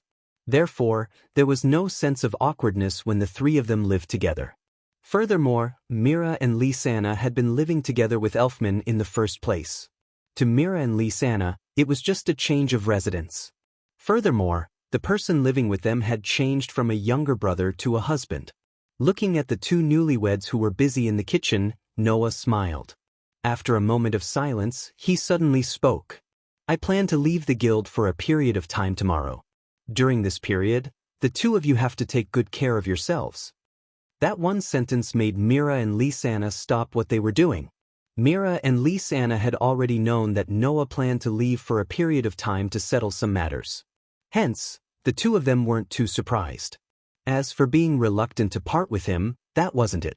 After all, as a magic shooter, there were times when he had to leave for a long period of time to complete a mission. Take Kilda's for example, he would usually leave for 2 to 3 years. Just like a homeless child, there was no way to keep him. Noah only planned to leave for a month. As a magic shooter, it was considered a short period of time. Hence, Mira and Lise Anna weren't reluctant to part with him. However, they still turned to look at Noah.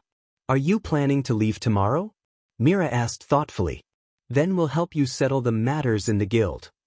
Yes, Lise Anna said dutifully. In the past, I've been helping the president. No, helping Grandpa with the guild's matters.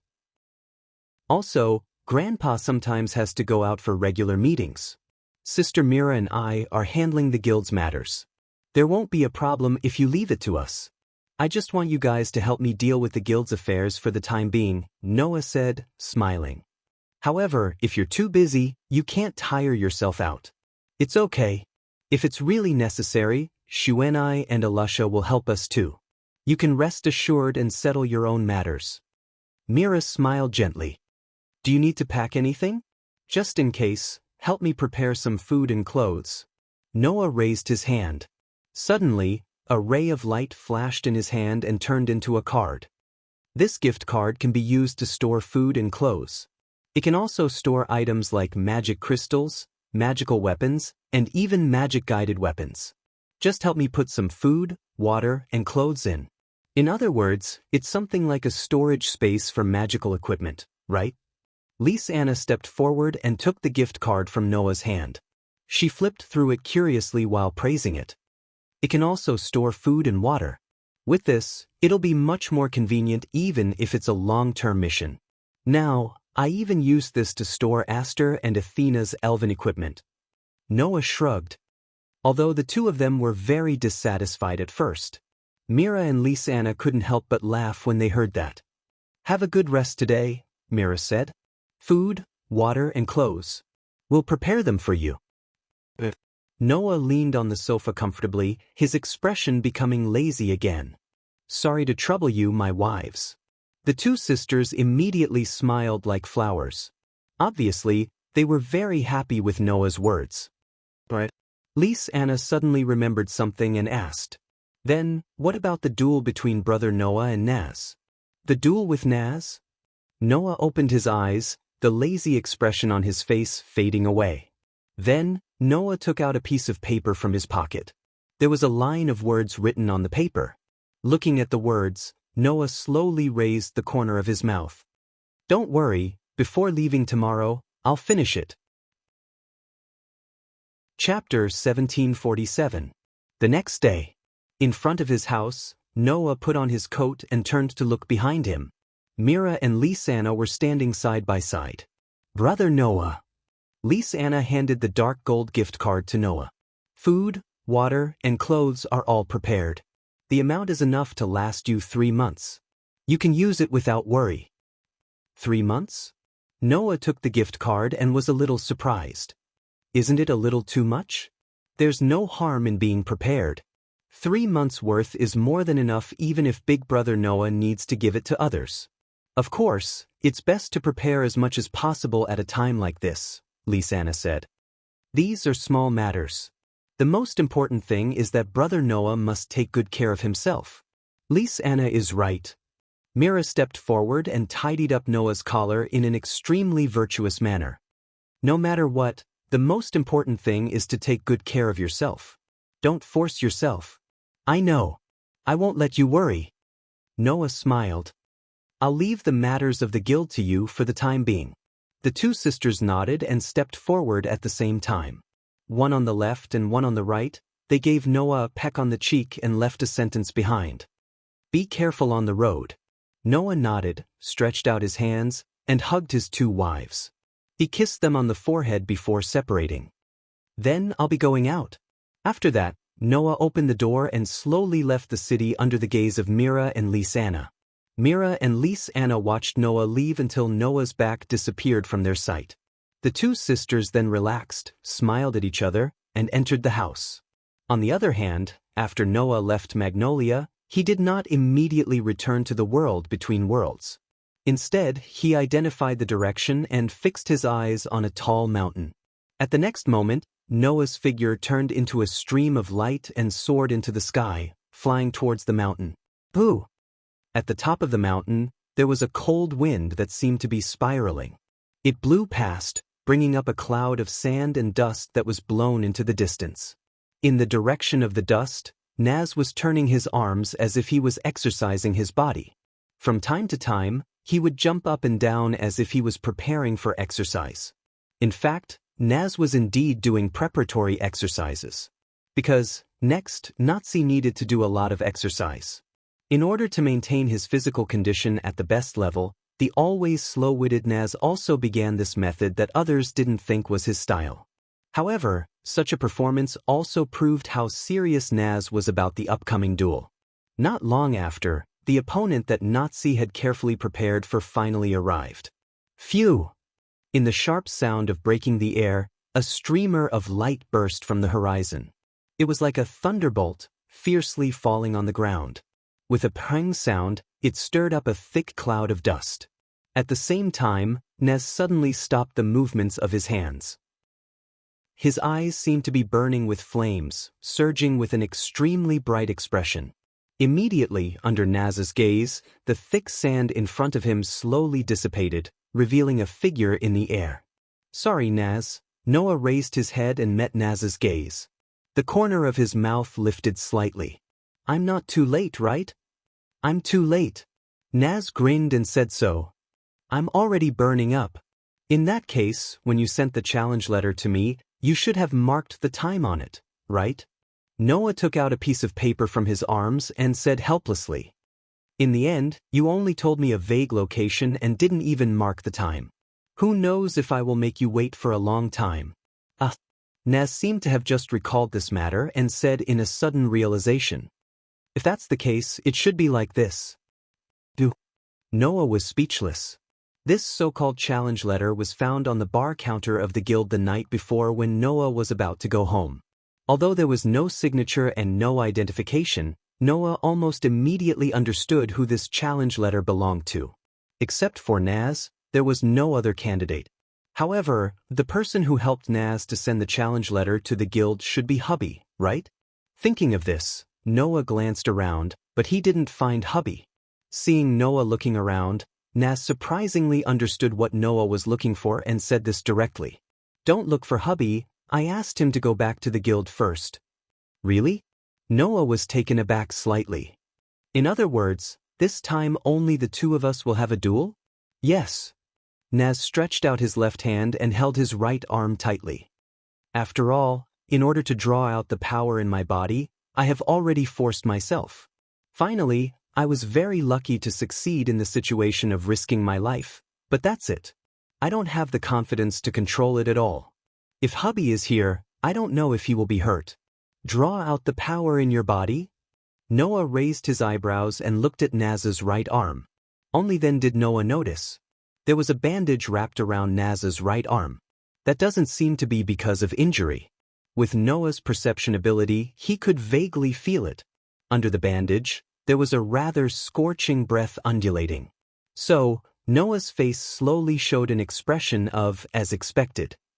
"Do you really have a hidden trump card?" "That's not my hidden trump card, but a gift from someone else." Naz's gaze had been fixed on Noah, but he began to untie the bandage wrapped around his right arm. "Although I'm very unwilling, I know that it's impossible to win against you with my own strength, so I can only put my mind on this power." With such a sentence, Naz suddenly tore off the bandage on his right arm. "This power belongs to the dragon." When these words came out of Naz's mouth, a terrifying heat surged from his body.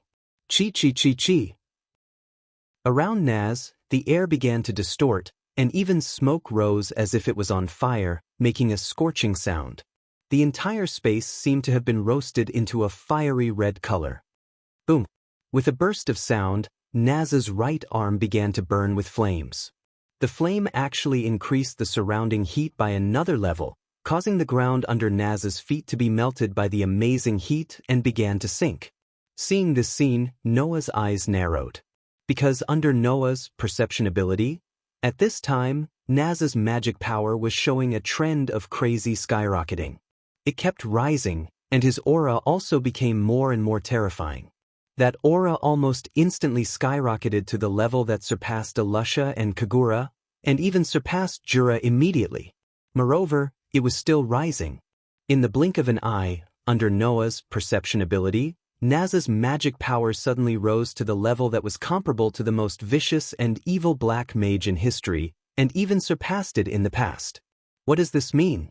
It means that Naz's power, which was at the bottom of the 5-digit level at the beginning, instantly rose to the level of the gods in the box, which was the peak of the 5-digit level.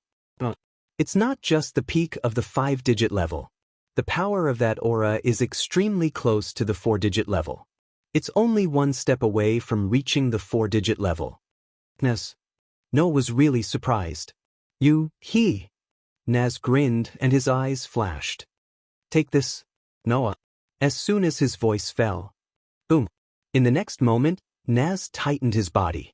Under the situation where the ground was crushed, he stirred up a hurricane impact. Like a bullet out of a barrel, he violently shot in front of Noah. Hiya! In the midst of the violent roar, Naz's entire body surged with surging flames. As Noah's pupils suddenly shrank, Naz charged in Noah's direction and fiercely blasted out a shocking punch. Boom! A burst of scorching flames exploded on top of the mountain, attacking in all directions. Chapter 1748. Boom! Extremely surging flames erupted from the top of a mountain outside Magnolia. Like the wrath of the god of fire, it instantly raised the temperature of the entire world a little, drying up the gale. Amidst the scalp-numbing burning sounds, the entire mountain peak was like a fragile cake. The top of the mountain was constantly melting under the burning flames. The rocks and rock plates were like cream, melting bit by bit into a grease-like substance. It was incomparably terrifying. As for the flowers and trees, they had long been burned into ashes and disappeared without a trace under the burning of the surging flames. That scene was like a natural disaster. On the top of the melting mountain, the earth was also burning, turning into a sea of fire with amazing heat. In the center of the sea of fire, Noah caught the fist of Nazi, whose whole body was burning in flames. Looking closely on Noah's arm, there were magic lines flashing like electric wires. Impressively, it was the strengthening magic that could give Noah a physical ability comparable to the divine level. However, the sleeve on Noah's arm had long been burned to the point that not a single trace of ash could be seen. It's really amazing. Noah sensed the astonishing heat that was constantly being released from Naz's body. An inconceivable light appeared in his deep, dark eyes. Nazi, I didn't expect you to have this level of power. It's you who is amazing. You actually took this punch head-on. As expected of Noah. Nazi was like a warrior, showing a vigorous smile. However, as I said before, this power doesn't belong to me. It's the power of the dragon. The power of the dragon. Noah's eyes flickered. Could it be? What? Have you guessed it? Nazi grinned. Yes, this is the power that Ignir left for me. The Fire Dragon King, Ignir. That was an absolute powerhouse in the Dragon Clan, someone who even dared to face Akonaraglia. The Dragon Clan's Fire Dragon Clan even worshipped him as their king. Unfortunately, such an existence's soul had long been sucked away by Akonrolia's dragon-slaying magic 400 years ago. Only his power remained in Naz's body to prolong his life. Half a month ago, Ignir and the rest of the dragons disappeared from cloacas under the watchful eyes of Noah and the others. However, even though it had disappeared, Ignir seemed to have left all his remaining power in Naz's body. That's really a very amazing power, a power that I couldn't imagine before no matter what. Naz said as he tightened his fist that was caught by Noah. Originally, with my current strength, there was no way to unseal this power. Even if I spent a year or so, I might not be able to unseal it and use it. However, a few days ago, I accidentally unsealed this power. Although it's very difficult to control, it shouldn't be a problem to use it. Naz smiled. Perhaps even Ignir wants to fight you. That's why he asked me to release this power, right? Relying on this power, Naz's magic power skyrocketed crazily, rising to the peak of 5 digits. He was only one step away from entering the 4-digit level. Thanks to this power, Naz finally had the strength to compete with Noah. Now, I'm not the only one fighting with you. There's also my father, the Fire Dragon King Ignir. Naz shouted. Noah, can you defeat me and Ignir? As soon as his voice fell, an amazing flame burned wildly on Naz's right fist, releasing a terrifying heat. In that scorching flame, Noah could vaguely see. On Naz's right arm, a dragon tattoo was branded there. That was the power that Ignir left for Naz. Relying on this power, Naz roared violently. With a shake of his arm, he brought out an extremely terrifying flame and blasted it in Noah's direction without any fancy moves. Wherever the fist passed, the air was burned and exploded, causing a series of sonic booms. The momentum was quite terrifying. Even Noah didn't dare to be careless in the face of this level of power.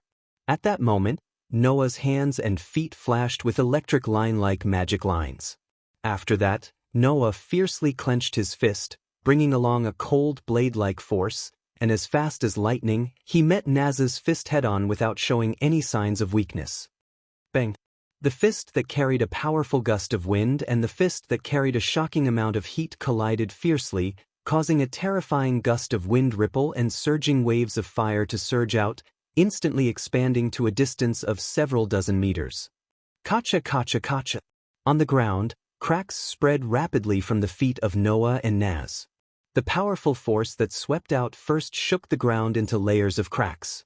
Even the gravel that burst out from the cracks was directly burned into nothingness by the surging flames. The scene was quite shocking. In such a collision, a figure retreated violently from the surging gale and wave of fire, as if he was blown away, looking a little embarrassed. That person was Noah. For the first time, Noah fell into a disadvantageous position and was suppressed by Naz. In the surging gale and wave of fire, Naz, whose whole body was burning with flames, rushed out with a terrifying momentum and heat to the front of Noah. Fire Dragon King's bursting fist.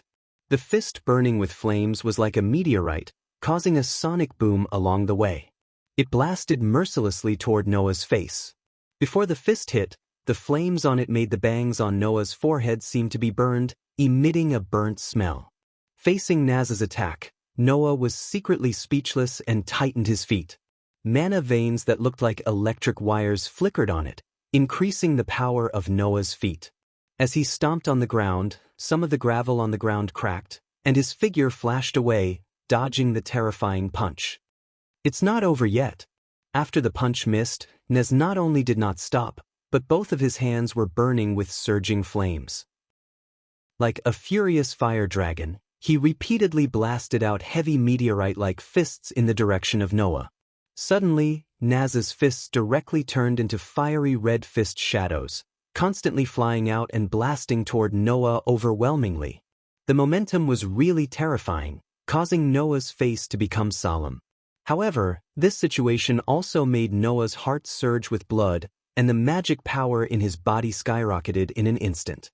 Immediately, Noah raised his arms. Bang bang bang bang bang. The storm-like punches suddenly fell fiercely on Noah's raised arms. As if causing a chain explosion, waves of fire burst out and covered Noah's body. Hiya! Naz was like an angry dragon. He repeatedly swung his fists that carried powerful flames in front of him, causing bursts of flames to explode one after another like bombs, stirring up waves of fire. It was like a whistling flood that covered the sky and earth. Under the powerful blow, the entire mountain top trembled slightly. At a certain moment, an explosion that was much louder than any previous explosion burst out, causing a figure to fly out of the fire wave. He took a few steps back before stabilizing his figure. As soon as his figure stabilized, a fierce light flashed in Noah's eyes. He raised a hand in the direction of Naz, who was still rushing toward him. A faint blue magic array flashed in front of Noah's palm. Inside, a vast magic power gathered and formed, turning into a huge beam of light that burst out from the magic array. Like a laser, it flashed in the space and shot straight at Naz. Facing the huge magic power beam, Naz just clenched his fist tightly. The flames on his body rose and surged to his fist. Under Naz's wave, he blasted out. With a muffled sound, Naz's fist fiercely hit the magic power beam that burst out. The astonishing power and heat directly shattered the magic light beam with a single punch. Noah suddenly stood up in shock. Chapter 1749. After obtaining Ignir's power, Naz's strength had really skyrocketed to a level that even Noah had to treat with caution. He was at the top of the 5-digit level, and even close to the 4-digit level. That level of power was enough to threaten Noah. After all, if he only used strengthening magic, although Noah could obtain a physical ability comparable to a 5-digit level, it was at best a physical ability. Under such circumstances, compared to Naz, who was infinitely close to the 4-digit level, Noah would undoubtedly be weaker. However, Noah did not expect that even the magic cannon would be shattered by Naz's punch, and it could not play any role at all. It was conceivable how powerful Naz was now. Although he kept saying that he could not completely control Ignir's power, Nez might not have realized that as the battle progressed, he was becoming more and more proficient in controlling his current power. If this continued, perhaps Naz would be able to completely control Ignir's power in the future. At that time, Naz was likely to directly break through to the 4-digit level. "You're really powerful, Naz." In Noah's surprise, Naz, who had shattered the magic light beam with one punch, rushed toward Noah with an indomitable momentum. The flames on his fist surged wildly, making Noah feel a sense of alarm. "Hiya, hiya!" In the midst of the violent roar, Naz's figure was like an exploding rocket, and he rushed above Noah's head. His fist, which was surging with surging flames, seemed to be roaring, and turned into an overwhelming punch, waving at Noah's body like a storm. All the space in his field of vision was occupied by the overwhelming flaming fist shadows. The dark and deep eyes were rendered as sparkling as gemstones by the color of the flames. Looking at the curtain of fists that shrouded him like a storm with a faint dragon-like roar, Noah took a deep breath, and the magic power in his body surged out like a surging river. Clang! On Noah's pair of arms, the electric line-like magic lines flashed with an unprecedentedly bright light. Noah directly raised his arms and faced the overwhelming flaming fist shadows. He also waved his fists rapidly, not to be outdone. Bang, bang, bang, bang, bang. Amidst the muffled sounds, the fists carrying flames and the fists carrying strong winds constantly collided with each other, causing circles of shock waves to shake the air. Every time they collided, cracks that were nearly half a meter deep would appear where Noah's feet were on the ground, causing the ground to sink layer by layer. After obtaining Ignir's power, Nez used the Dragon Slayer magic like a real dragon. Every punch made Noah feel a sense of heaviness. However, despite the heaviness, Naz's punches were not to the point where even Noah couldn't take them. Coupled with his superb perception ability, Naz's seemingly stormy punches, in fact, the trajectory of each punch was clearly fed back to Noah's mind. As a result, Noah just kept punching like Naz, relying on his god-level physical ability to take on each punch. Sure enough, it still doesn't work? Naz was not surprised by Noah's impregnable defense. Although he had obtained Ignir's power, no matter how powerful Ignir's power was, it was still weaker than Akanalia's. As for Noah, he was someone who could even defeat Akanerolia. Therefore, from the beginning, Naz knew that obtaining Ignir's power only gave him the qualifications to challenge Noah. It was not a trump card that allowed him to defeat Noah. So, how could he defeat Noah? Naz didn't consider this at all. "Because I'm already burning." With a low shout, Naz suddenly withdrew his fist, and the overwhelming flaming fist shadows that shrouded Noah condensed together at lightning speed, converging on Naz's raised fist. "Take this." The flaming fist that gathered all of Naz's power burst out, stirring up a circle of flame ripples. It was like a meteor that was spraying flames. With a thunderous momentum, it heavily hit Noah's chest. "Come on." A burning desire to fight finally surged in Noah's eyes. Vast demonic power surged from within his body. His fist was also lifted, and suddenly met the fire fist that was explosively coming towards him. Boom! A heavy muffled sound that made people's eardrums hurt resounded. A terrifying shockwave mixed with boiling hot waves of fire, like an exploding hurricane, suddenly shook in all directions. The terrifying impact constantly acted on the ground, causing the mountain to tremble. The ground seemed to be collapsing as it continued to sink. For a moment, the rocks cracked, the gravel splashed, the waves of fire surged, and the wind blew wildly. The entire peak of the mountain was like an erupting volcano. The fiery red pillar of Chi soared into the sky, directly piercing the clouds in the sky and dispersing them. It wasn't until a long time later that the flame pillar that soared into the sky subsided little by little, slowly shrinking back to the top of the mountain. And the huge rocks that burst out from the top of the mountain rolled down the steep slope of the mountain with great momentum in the direction of the foot of the mountain. As for the top of the mountain, most of it had already melted, becoming like a candle with only half of it left. It looked very frightening. The billowing waves of fire were still surging there, rendering the entire mountain into a flaming mountain, which was extremely shocking to the eyes. Huff, Huff. In the center of the sea of fire, Noah and Naz were facing each other at a distance. One was calming his breathing, while the other was gasping for air. Upon closer inspection, whether it was Noah or Naz, one of their arms seemed to have been scratched with several wounds, and blood was flowing out. Bursts of stinging pain hit Noah and Naz's minds. However, the two of them seemed to feel nothing. They looked at each other, and a smile suddenly appeared on their faces. "You're really strong, Noah." Naz smiled very excitedly. "Even with the power that Ignir left for me, there's no way I can win against you at once. You're really powerful." Same if. Noah shook off the blood on his arm and looked at Naz very seriously. "Although you're using Ignir's power, you're able to fully utilize such a powerful power without suffering any of the side effects. This proves that you yourself also have the potential to reach this realm. Naz, you're really amazing." At this point, Noah's eyes flashed. "So, next, I'm going to use all my strength." As soon as he finished speaking, a small silver sword fell into Noah's hand in a flash. Seeing this, Naz's pupils suddenly shrank.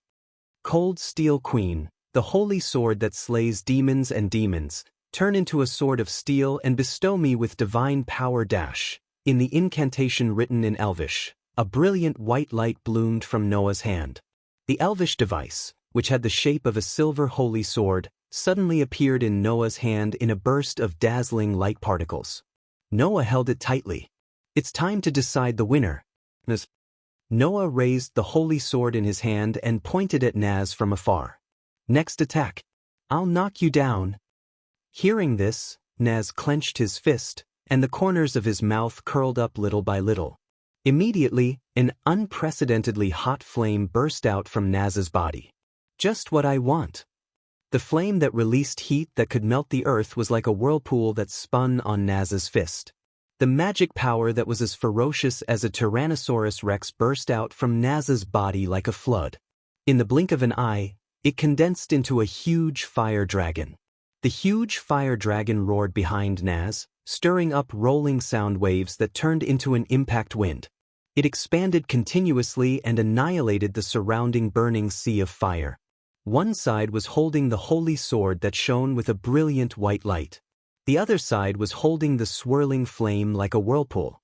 In the next second, Noah and Naz burst out at the same time, turning into a white comet and a red meteor. Absolute sword skill. Form 4 flame slash. Dragon Slayer mystery. Fire-type red lotus phoenix sword. After a while, the white comet and the red meteor quietly collided. Chapter 1750. In Magnolia, the people were still going on as usual, displaying the liveliness of a city. On the busy streets, people were chatting with each other amidst the commotion. It felt like a market. At a certain moment, a strange phenomenon occurred. Rumble. The ground suddenly trembled for no reason, causing the residents of Magnolia to panic on the streets. What's going on? What's going on? Is it an earthquake? People were panicking on the streets, but they didn't know what to do. However, the earthquake left as quickly as it came. After a minute, the trembling ground began to calm down slowly, and the residents of Magnolia heaved a sigh of relief. Thank goodness it was just an ordinary earthquake. Yeah. I thought the dragons were coming to attack Magnolia after attacking Colocus. Aren't you overthinking it? How can there be so many giant dragons attacking everywhere? Besides, even if there are, the hero who is ranked first among the 10 great Saint Magi is in Magnolia. If the giant dragons dare to attack, they will be wiped out in a matter of minutes. That's right. But I heard that the hero has left Magnolia temporarily to carry out a mission. Really? In an instant, the entire street once again returned to its bustling state like a market. To the residents of Magnolia, this slight earthquake was just an episode that they would forget in the blink of an eye. What they did not know was that the person who caused this phenomenon was the so-called hero who saved the country. Pa. Along with a series of crisp sounds, the gravel rolled on the ground, causing the crisp sounds to echo in the air. Even the sound of rolling stones could be clearly heard. One could imagine how quiet the surroundings were. However, Just a minute ago, there was an earth-shattering commotion here. As for why, one only needed to look at the scene to understand clearly. Crack. Amidst the faint cracking sounds, cracks began to spread on the ground without leaving a trace. Crack. A huge rock suddenly turned into a pile of powder without any warning and scattered all over the ground.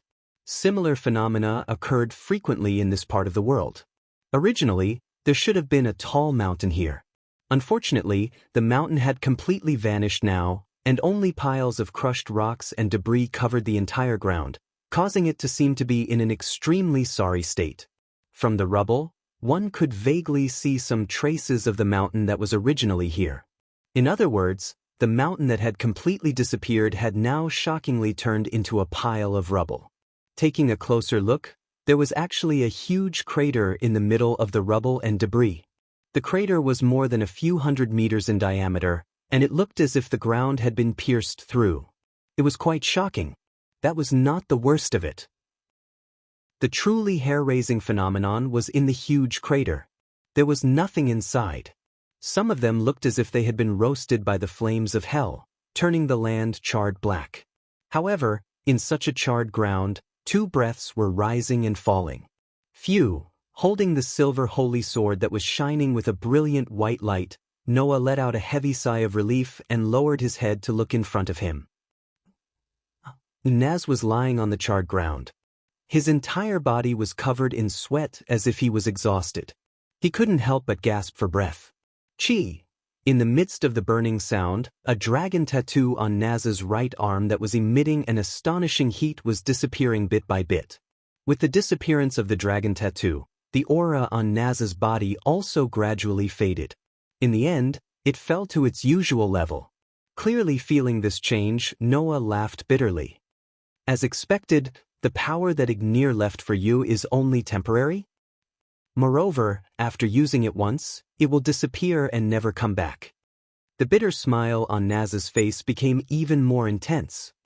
In the end, I still can't defeat you? With that said, Naz's face was filled with an extremely strong sense of unwillingness. Of course, he was unwilling. Since he was young, the person that Naz wanted to defeat the most was Noah. However, as he grew older, Noah grew at an astonishing speed, making Naz feel that he could not catch up.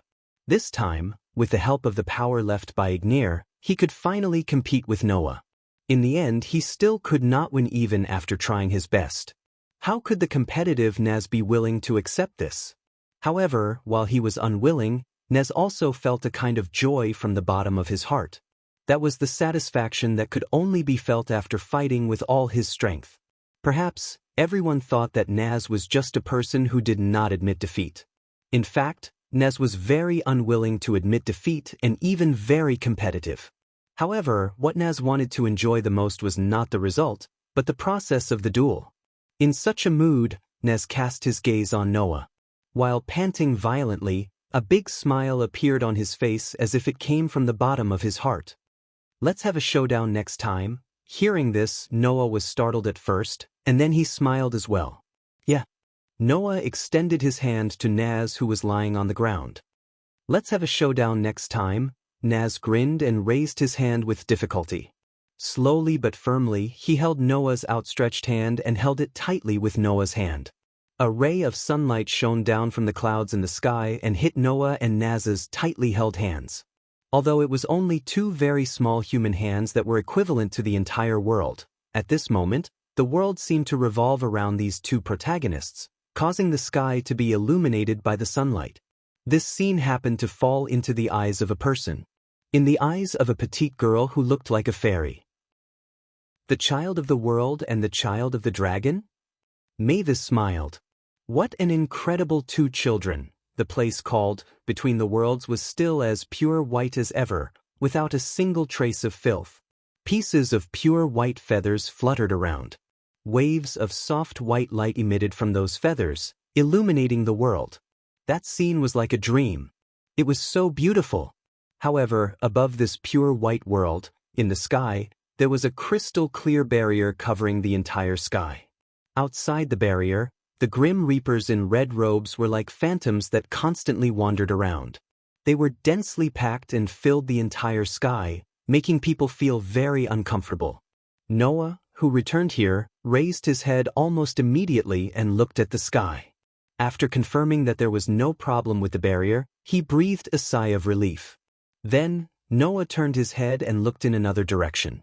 There, an outline connected to 10 patterns, with a sun imprinted in the center. There were 24 engraved stone plates suspended in the air. Around the stone plate, strange and incomprehensible characters revolved around it, slowly rotating. On both sides of the stone plate, Gaia and Aleia closed their eyes, their palms facing forward. A piece of sparkling crystal was there, slowly rotating and releasing waves of white mist. Under Gaia and Aleia's control, the mist was injected into the stone plate bit by bit. Noah could feel it. As this scene progressed, the stone plate began to undergo a qualitative change. However, this change was not complete, and it needed time to slowly settle. Seeing this, Noah understood. Gaia and Aleia's work was not complete. Just right, I will have more time to do what I want to do. After saying this, Noah turned around and slightly raised his hand. A feather suddenly floated in front of Noah. Noah stretched out his finger and lightly touched the feather. In the next second, Noah disappeared from where he was, allowing the source of this pure white world to return to its original tranquility. Chapter 1751. Alicia Elven Academy. Alicia Elven Academy was a noble academy that trained witches from all over the Alicia Empire to become first-rate elves. The academy had an elven forest and an academy city. It occupied a vast area, and teachers who were as powerful as the elven knights of the imperial capital stayed here. It was not inferior to a small country, so this academy was like a small independent country with a strong sense of autonomy. Recently, the atmosphere in Alicia Elf Academy had gradually become tense to the point that even outsiders could feel it. The reason was very simple. It was because the Elven Sword Dance Festival was about to begin. It was a sacrifice to the Elven King, who was equivalent to the world itself. At the same time, it was the largest ceremony to determine the strongest Elven envoy, the Elven Sword Dance Festival. The winner could not only make a wish to the Elven King, but also obtain unimaginable fame and become an Elven envoy respected by all the major countries. They were like idols in the world of Elven envoys. Of course, those who could participate in the Elven Sword Dance Festival were the true elites carefully selected from all the major countries. Therefore, Alicia Elven Academy, as an academy that specialized in nurturing outstanding Elven envoys, was able to recommend 3 teams to participate in the festival. From this, one could see the status of Alicia Elven Academy in the Alicia Empire. Not to mention, the dean of the academy was also known as the strongest Elven envoy on the continent. She was known as the Dusk Witch by the people.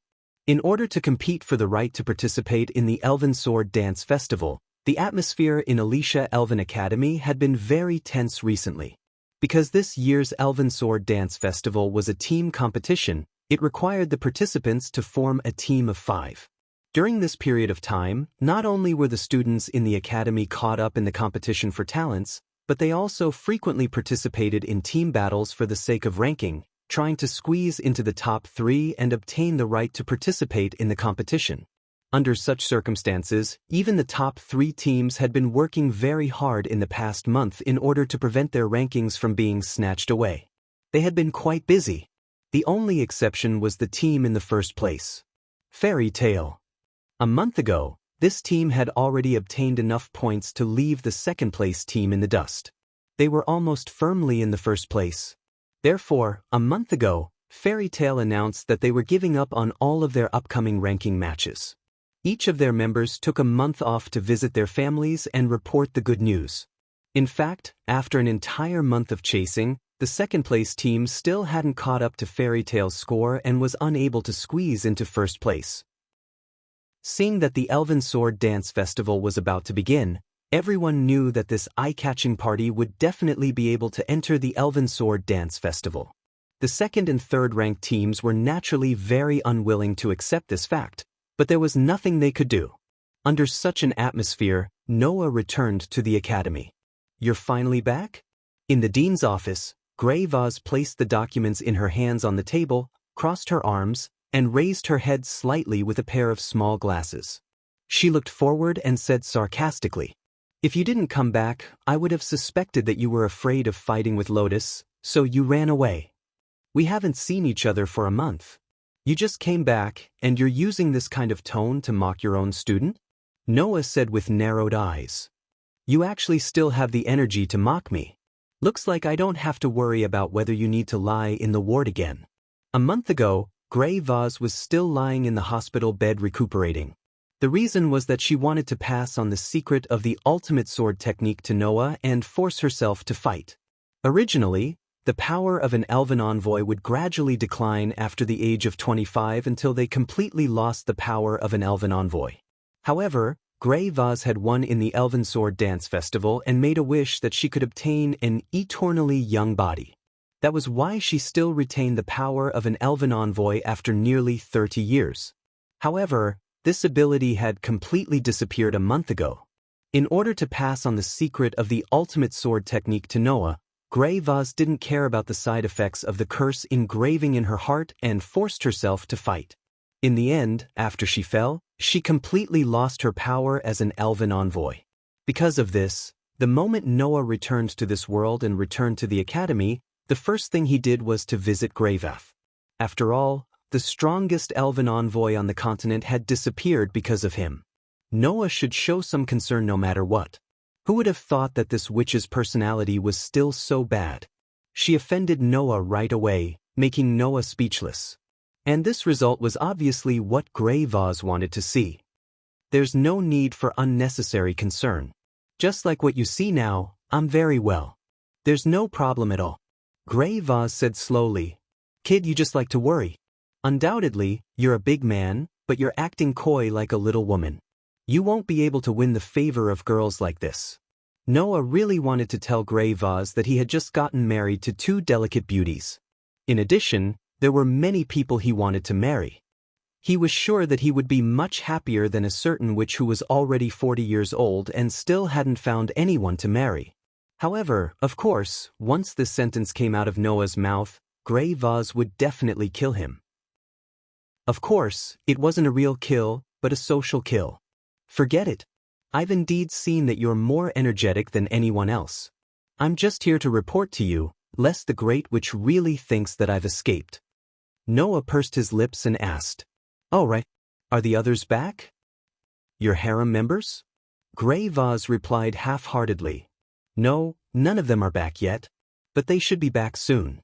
So, if you want to harm someone, you'd better take advantage of this period of time to get it done. But remember, don't get anyone pregnant. Otherwise, I won't be able to explain it to the nobles." Although Noah really wanted to refute Grey Vaz's words, he knew that it would only give Grey Vaz more opportunities to tease him. Thus, he suppressed his urge and sighed. "Since that's the case, I'll head back first." "Go ahead." Grey Vaz picked up the document on the table again and browsed through it while speaking without raising her head. "Remember not to wander around and cause unnecessary trouble for me." Noah ignored Grey Vaz's obvious teasing. He waved his hand, turned around, and walked towards the door. After Noah left, Grey Vaz raised her head from the document in her hand and looked towards the door. She sighed faintly. "You're not going to ask anything?" Grey Vaz thought that Noah would definitely ask her why she insisted on letting him participate in the Elven Sword Dance Festival. She didn't expect that Noah didn't ask anything. "Should I say that you're considerate? Or that you're too indifferent?" Grey Vaz laughed self-deprecatingly. "But you're my hope now. I can only rely on you, kid." On the other hand, Noah, who had just left the dean's office, walked along the corridor of the academy and attracted a lot of attention. "That male elf is back. It's true. It wasn't easy for me to not have to worry about being tainted. What should I do now?" "Yeah, but don't you think that he's actually very handsome?" "Well, a little bit. If I'm tainted by him, I think it's not bad." All of a sudden, all sorts of unscrupulous conversations could be heard from the surroundings. Noah had a feeling that he hadn't felt in a long time. These young ladies are still so pure. Noah, who felt that he hadn't felt this way for a long time, must be sick in the head. But it's still better than being treated as a pure pervert. Noah walked out of the school building with such a strange feeling. He entered the courtyard and returned to his room in the dormitory of the Crow class. However, a series of noises could be heard from the room and attracted Noah's attention. Chapter 1752. A melodious hum faintly sounded from the door and entered Noah's ears. Noah raised his eyebrows and began to mutter in his heart. Isn't she already back? Only a pure witch G could become an elf envoy. Thus, in this elven academy, Noah was the only male. However, in the dormitory of the Elven Academy, 2 people shared a room. Thus, of course, Noah also had his own roommate. Since there was movement in Noah's room, there was no doubt that this roommate had returned. At that moment, Noah's eyes turned slightly, and he quietly opened the door and slipped in. Heh.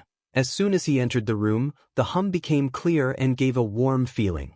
Listening carefully, the melodious hum sounded from the kitchen.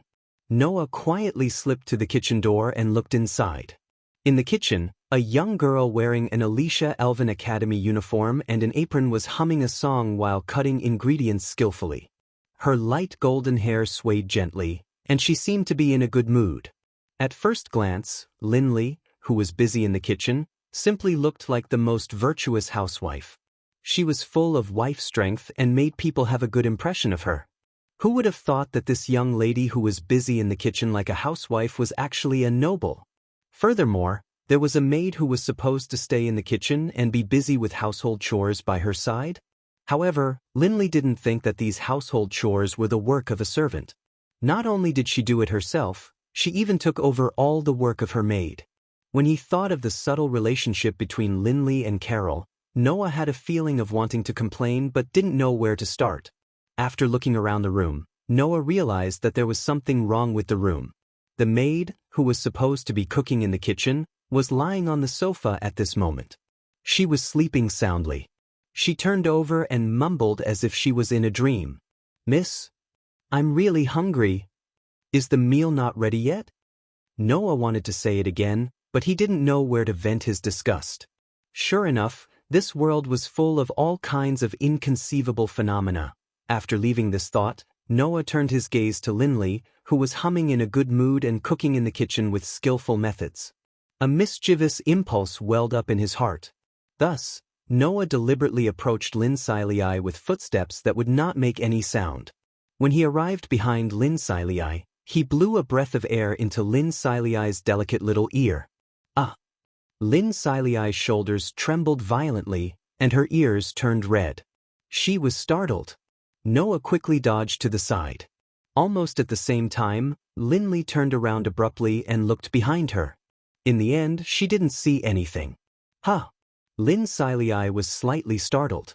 Her clear and sparkling eyes that were like gemstones were filled with deep confusion.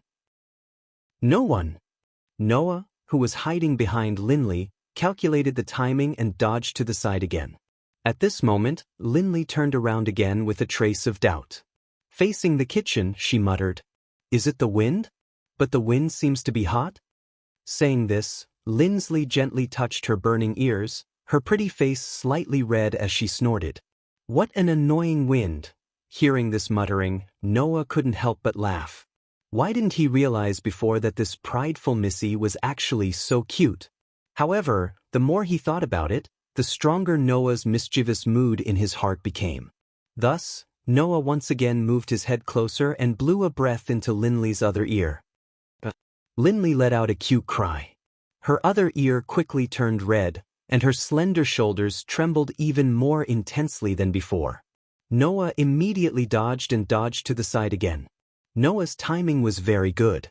Therefore, just as she turned her body, Lin Silei immediately turned around and looked behind her. "Who is it?" Lin Silei's pretty face flushed red as she looked around and shouted in a panic. "Carol? Is it you?" Noah, who was still hiding behind Lin Silei, snickered as he watched Lin Silei fall into a state of panic. He couldn't help but move his head closer to Lin Silei's ear, preparing to blow another breath of air on that little ear that had turned red. Unfortunately, this time, an accident that even Noah didn't expect happened. Not knowing if it was because she finally noticed the abnormality behind her, or if it was unintentional, Linley suddenly turned her head. Moreover, she turned her head in the direction where Noah was moving closer to Linley's ear. As a result, one moved his head forward, while the other turned his head back, causing their faces to meet in an instant. The next moment, chirp, accompanied by an extremely soft sound, Noah and Linley opened their eyes wide at the same time. Noah looked at Linley's delicate face that was close at hand, and felt the faint softness from her lips. He was really stunned on the spot. "Oh," Linley subconsciously called out, but because her lips were firmly blocked, she could only make a vague moan. Although it was purely an accident, it couldn't erase a fact. That was, at this moment, Noah and Linley were indeed kissing by coincidence. In a mouth-to-mouth manner. Time seemed to have paused at this moment, causing Noah and Linley to both open their eyes wide, looking at each other's face that was close at hand, and began to tremble inside. Not knowing how long this scene lasted, Noah and Linley finally reacted at the same time. As if shocked, Noah and Linley suddenly separated and stepped back at the same time. "You?" Linley covered her mouth with one hand, while the other hand pointed at Noah, trembling uncontrollably. Her pretty face quickly turned red at a speed visible to the naked eye, and tears began to appear in her eyes. "You, I..." Noah stuttered, which was rare, and finally said such a sentence. "I didn't do it on purpose." However, this statement, in the current situation, couldn't be considered an explanation at all. For Noah, he just had the idea of playing a prank by chance, and it was considered a whim. Normally, he wouldn't do this at all. To Lincilii, this rich young lady had her first kiss taken away for no apparent reason. All of a sudden, an unprecedented sense of shame surged in Linley's heart, causing her pretty face to turn red and tears to appear in the corners of her eyes. However, her body was suffused with a phosphorescent divine power. Seeing this, Noah shouted in his heart, "Oh no!" Then, Linley exploded. A gust of cold wind mixed with ice particles suddenly blew from the entire kitchen, rolling to the surroundings. The utensils, ingredients, and cooking utensils in the kitchen were all swept into the cold wind. First, they were frozen into ice, and then like blunt weapons, they flew in all directions under the raging cold wind. Noah hurriedly dodged the incoming blunt weapons and shouted at Linley, "Wait, calm down." Unfortunately, Linley was covering her mouth with a red face, squatting on the ground with tears in the corners of her eyes. She didn't hear Noah's voice at all. Of course, the chaotic Linley didn't hear anything, but that didn't mean that others didn't hear anything either. Such a big commotion in the kitchen was enough to wake Carol up. Miss? Carol ran into the kitchen in a panic. What happened?" Before she could finish her sentence, a frozen pot was blown by the cold wind and heavily smashed towards Carol. Clang. Amidst the sound of metal clashing, Carol received a heavy blow to her head. Carol only felt stars in front of her eyes, and then she fell down. It was only then that Linley reacted and cried out in alarm.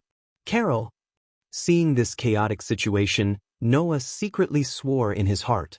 In the future, he would definitely not play pranks on a whim.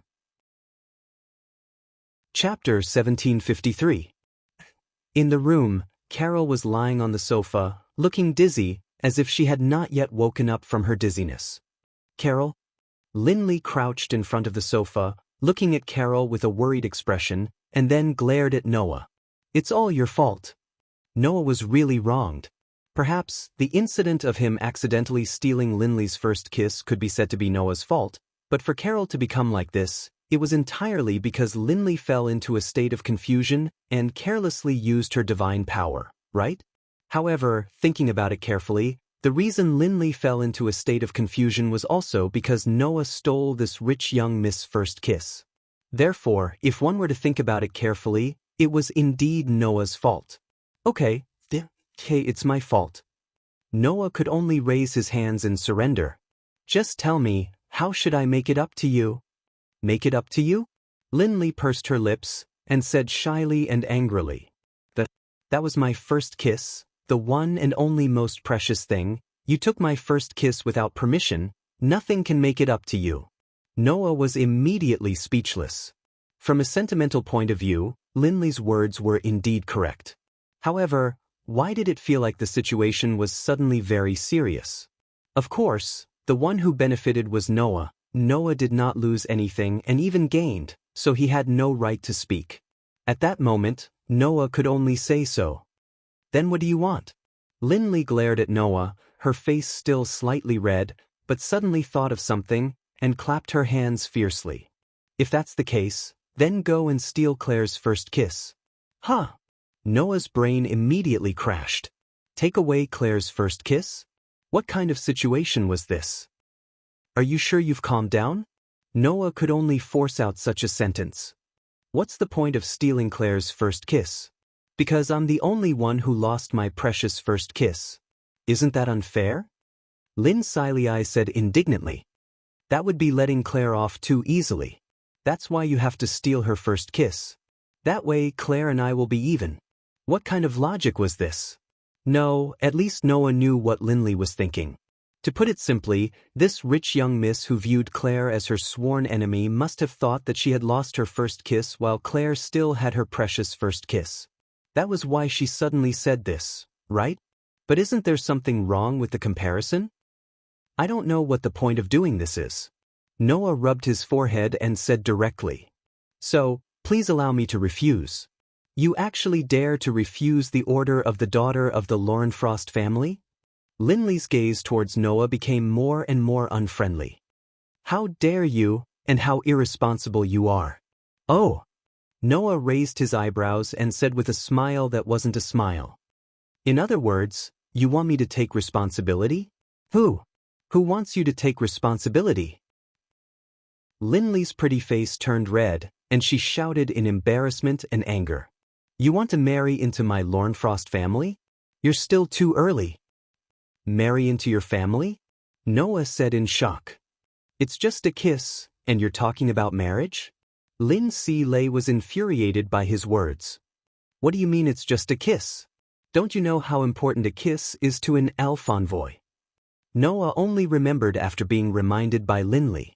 For which G and high-ranking elves, a kiss represented the most sacred ceremony. For example, when Noah and Aster made a vow to be together forever, the way they did it was by kissing. Many retired elf envoys would even use their last bit of strength to make a kiss vow when they entered into marriage with their other half. The vow and ceremony made after a kiss was witnessed by the elf king and absolutely could not be violated. Once violated, no matter how powerful the elf envoy was, they would not be able to contract with elves anymore. In serious cases, even their divine power would gradually dissipate, and they would become an ordinary person. Therefore, for Linley, this kiss with Noah might really be very important. It was important enough to be involved in marriage. When Linley said that nothing can make up for it, it was not for emotional purposes. Even if it was for a rational reason, it was the most practical. Noah realized how serious a mistake he had made, and his expression became somewhat helpless. Okay, I take back what I just said, but what's done is done. Do you want me to give you another kiss? Wah? Linley said in embarrassment and anger. You really are unforgivable. Seeing that Linley was about to explode again, Noah was shocked. Just when Noah was thinking whether he should ignore everything and leave first on the sofa, Carol suddenly let out a soft moan. Carol?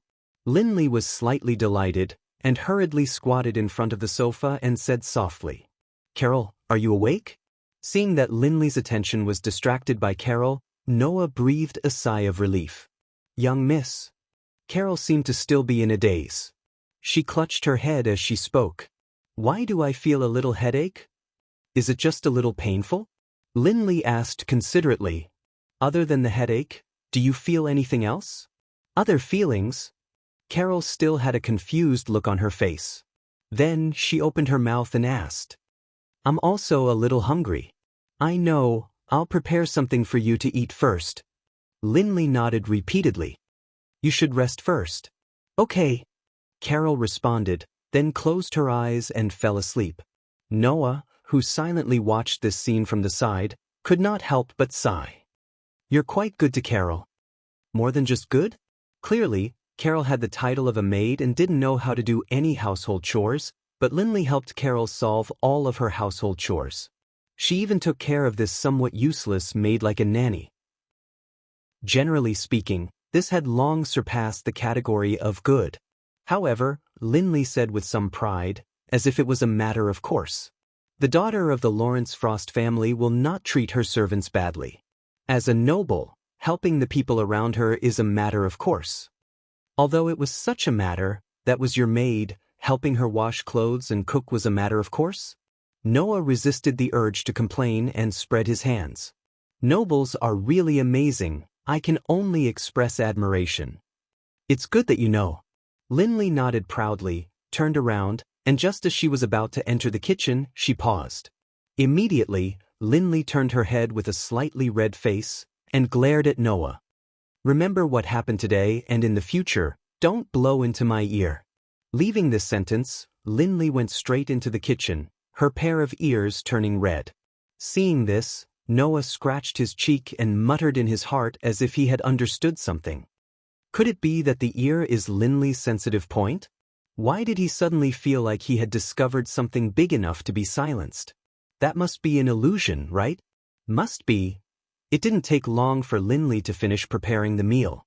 However, Carol was already asleep and did not get up. Linley didn't disturb Carol's rest. She put down the food she had prepared and planned to heat it up for Carol when she woke up before giving it to her. Linley also prepared a portion for Noah. This surprised Noah. Noah thought that Linley already held a grudge against him. Now it seemed that this girl was indeed a good person. Of course, on the surface, Linley said so.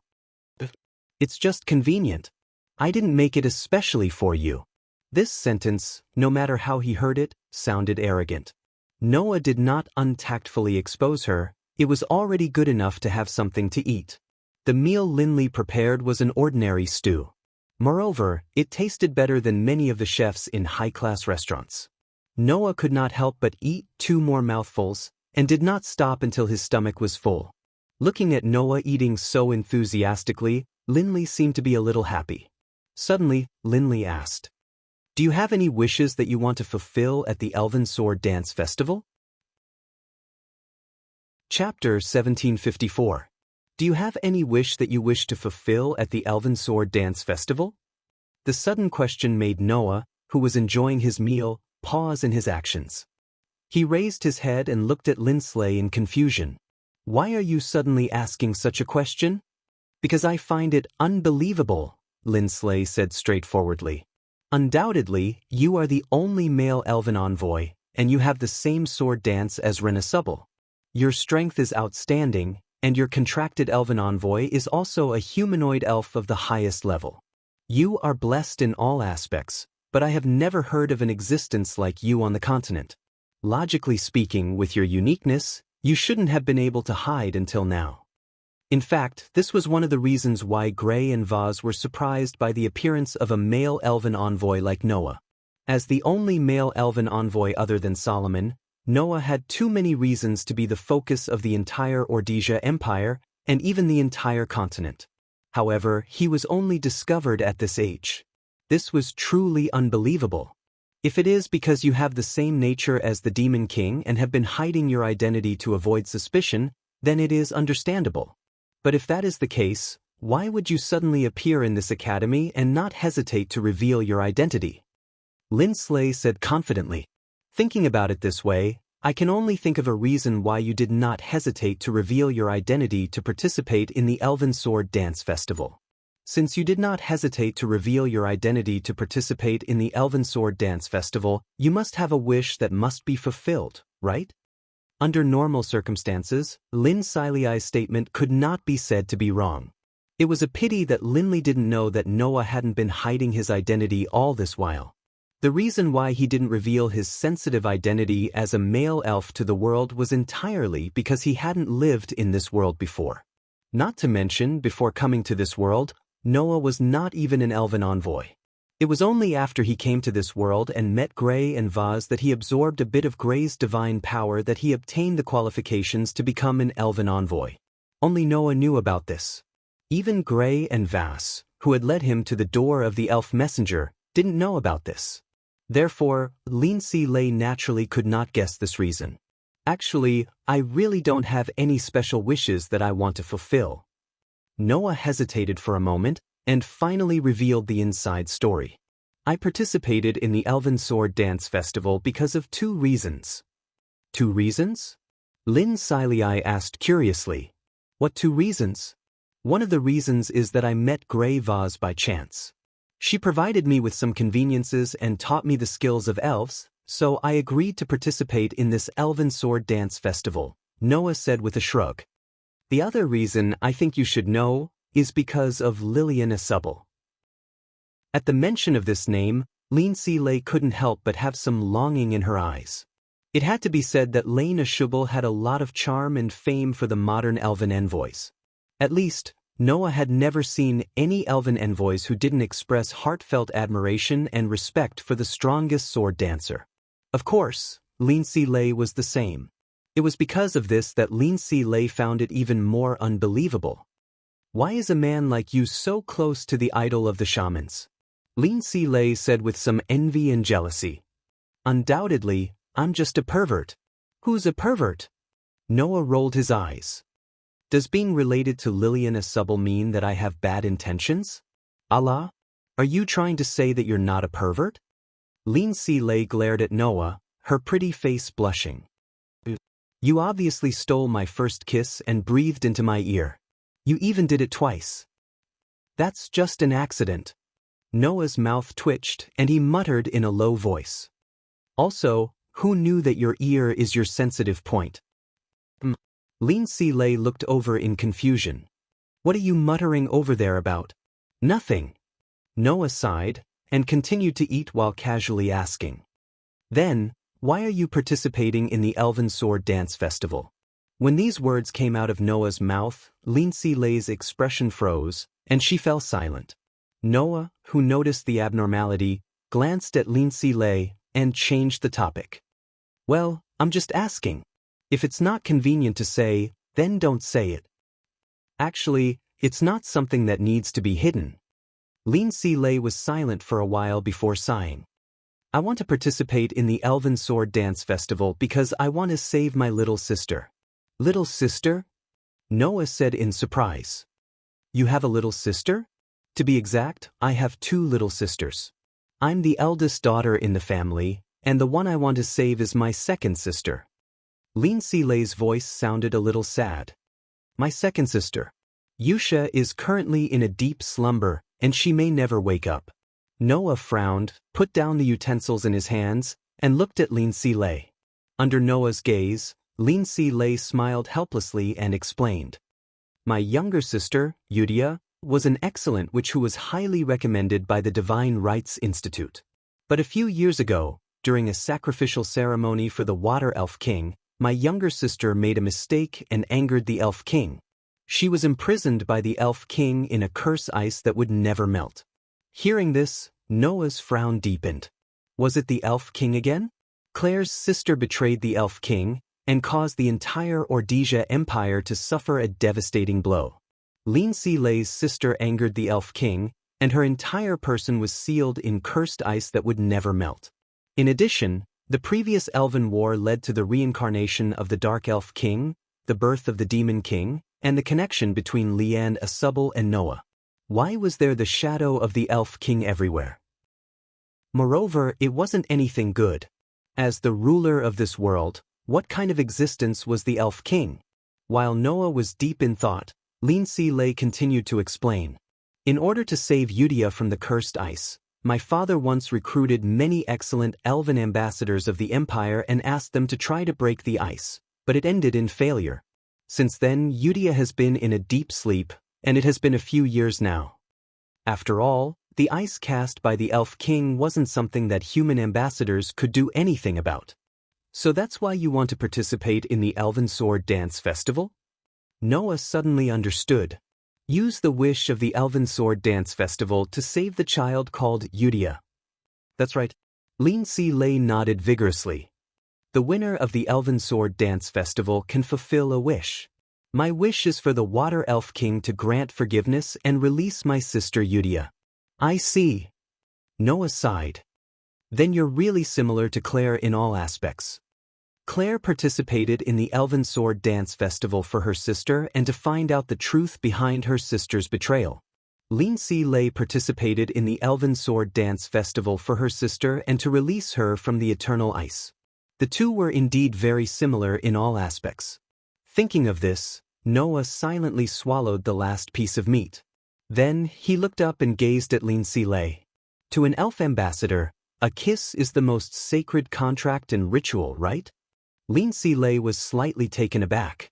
Under such circumstances, Noah suddenly smiled and said this. Since that's the case, Lindsay Lay, I promise you that I will obtain victory in the Elven Sword Dance Festival and help you save your sister. Saying this, Noah extended a finger and pressed it on Lindsay Lay's lips. I've already performed a sacred ceremony with you and established a contract. Therefore, I will definitely fulfill this promise. This will be my compensation to you, all right? Feeling the touch of Noah's finger on her lips and seeing Noah's deep, dark eyes and smiling expression, Lindsay Lay's heartbeat involuntarily sped up. Then, like a well-behaved wife, Linley nodded her head with a red face. Seeing Lindsay Lay like this, Noah couldn't help but smile. As expected, this girl was much cuter than he'd imagined. Chapter 1755. The next day, Noah woke up in the dazzling sunlight. As soon as he woke up, Noah heard a pleasant voice, which instantly woke up his somewhat muddled brain. He lowered his head and looked at his arms. There was a naked elf girl with skin as white and smooth as pearls. She had a petite figure, but beautiful long silver hair that reached her waist. She was like a koala bear, tightly hugging Noah. Her face, which usually did not reveal much emotion, had a rare look of serenity.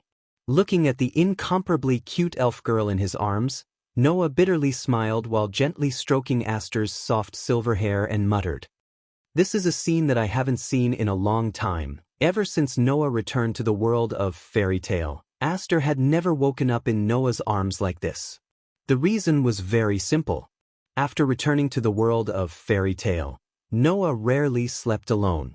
There was always Mira and Lisanna by his bed.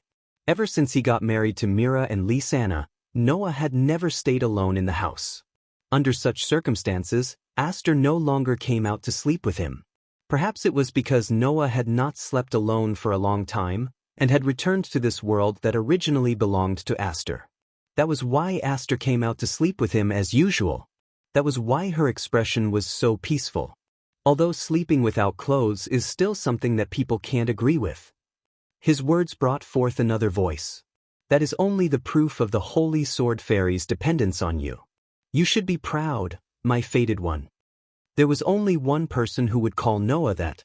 Therefore, Noah looked to the side without any surprise. He saw that at the window, Athena was pulling open the curtain with one hand. Her coquettish snake eyes were looking at the elf forest in the distance. She seemed to be talking to herself. So this is the world where the elves live? What? Noah asked without leaving a trace. You don't like this world? Or rather, it's the opposite. Athena shook her head, her eyes fixed on the elven forest outside. After coming to this world, I feel like I've returned to my mother's body. Perhaps it's because I was reincarnated with reference to the existence of the holy sword spirits, so I can't help but feel a sense of belonging to this world. Isn't that a good thing? Noah smiled. You once ran against the world as the god of perverse Tao. Now that you feel a sense of belonging in this world, it proves that you have been accepted by the world once more. Theoretically speaking, the gods that were born from the stars should be in existence that is one with the world. As a god, even if they were to turn into a body that goes against the world, it would still be a joke that no one would dare to agree with. Athena said calmly, but then changed the topic. If it was in the past, I would definitely think that way. But after knowing about your existence, I finally understood the truth of the world and how narrow-minded I was in the past. I'm not that arrogant to talk about the truth of the world with you, the beloved child that was born from millions of worlds. Even your existence was formed from the fragments of the original world. Athena glanced at Noah. "So, I'll admit to what you said." Noah couldn't help but laugh. Then, he gently hugged the naked elf girl in his arms, got up slightly, and looked at Athena. "In that case, would you like to meet my companions?" In other worlds, Aster and Athena didn't like to interact with others under normal circumstances. Even if it was Mila and Lisanna, it was the same. Apart from Noah, the others weren't elven users and didn't know how to interact with elves. The only one who could communicate with elves was the pure Magus G. Noah was the only male elven user, so he was an exception. Under such circumstances, Aster and Athena were able to interact with others to a certain extent because of Noah. They also had a strong sense of self.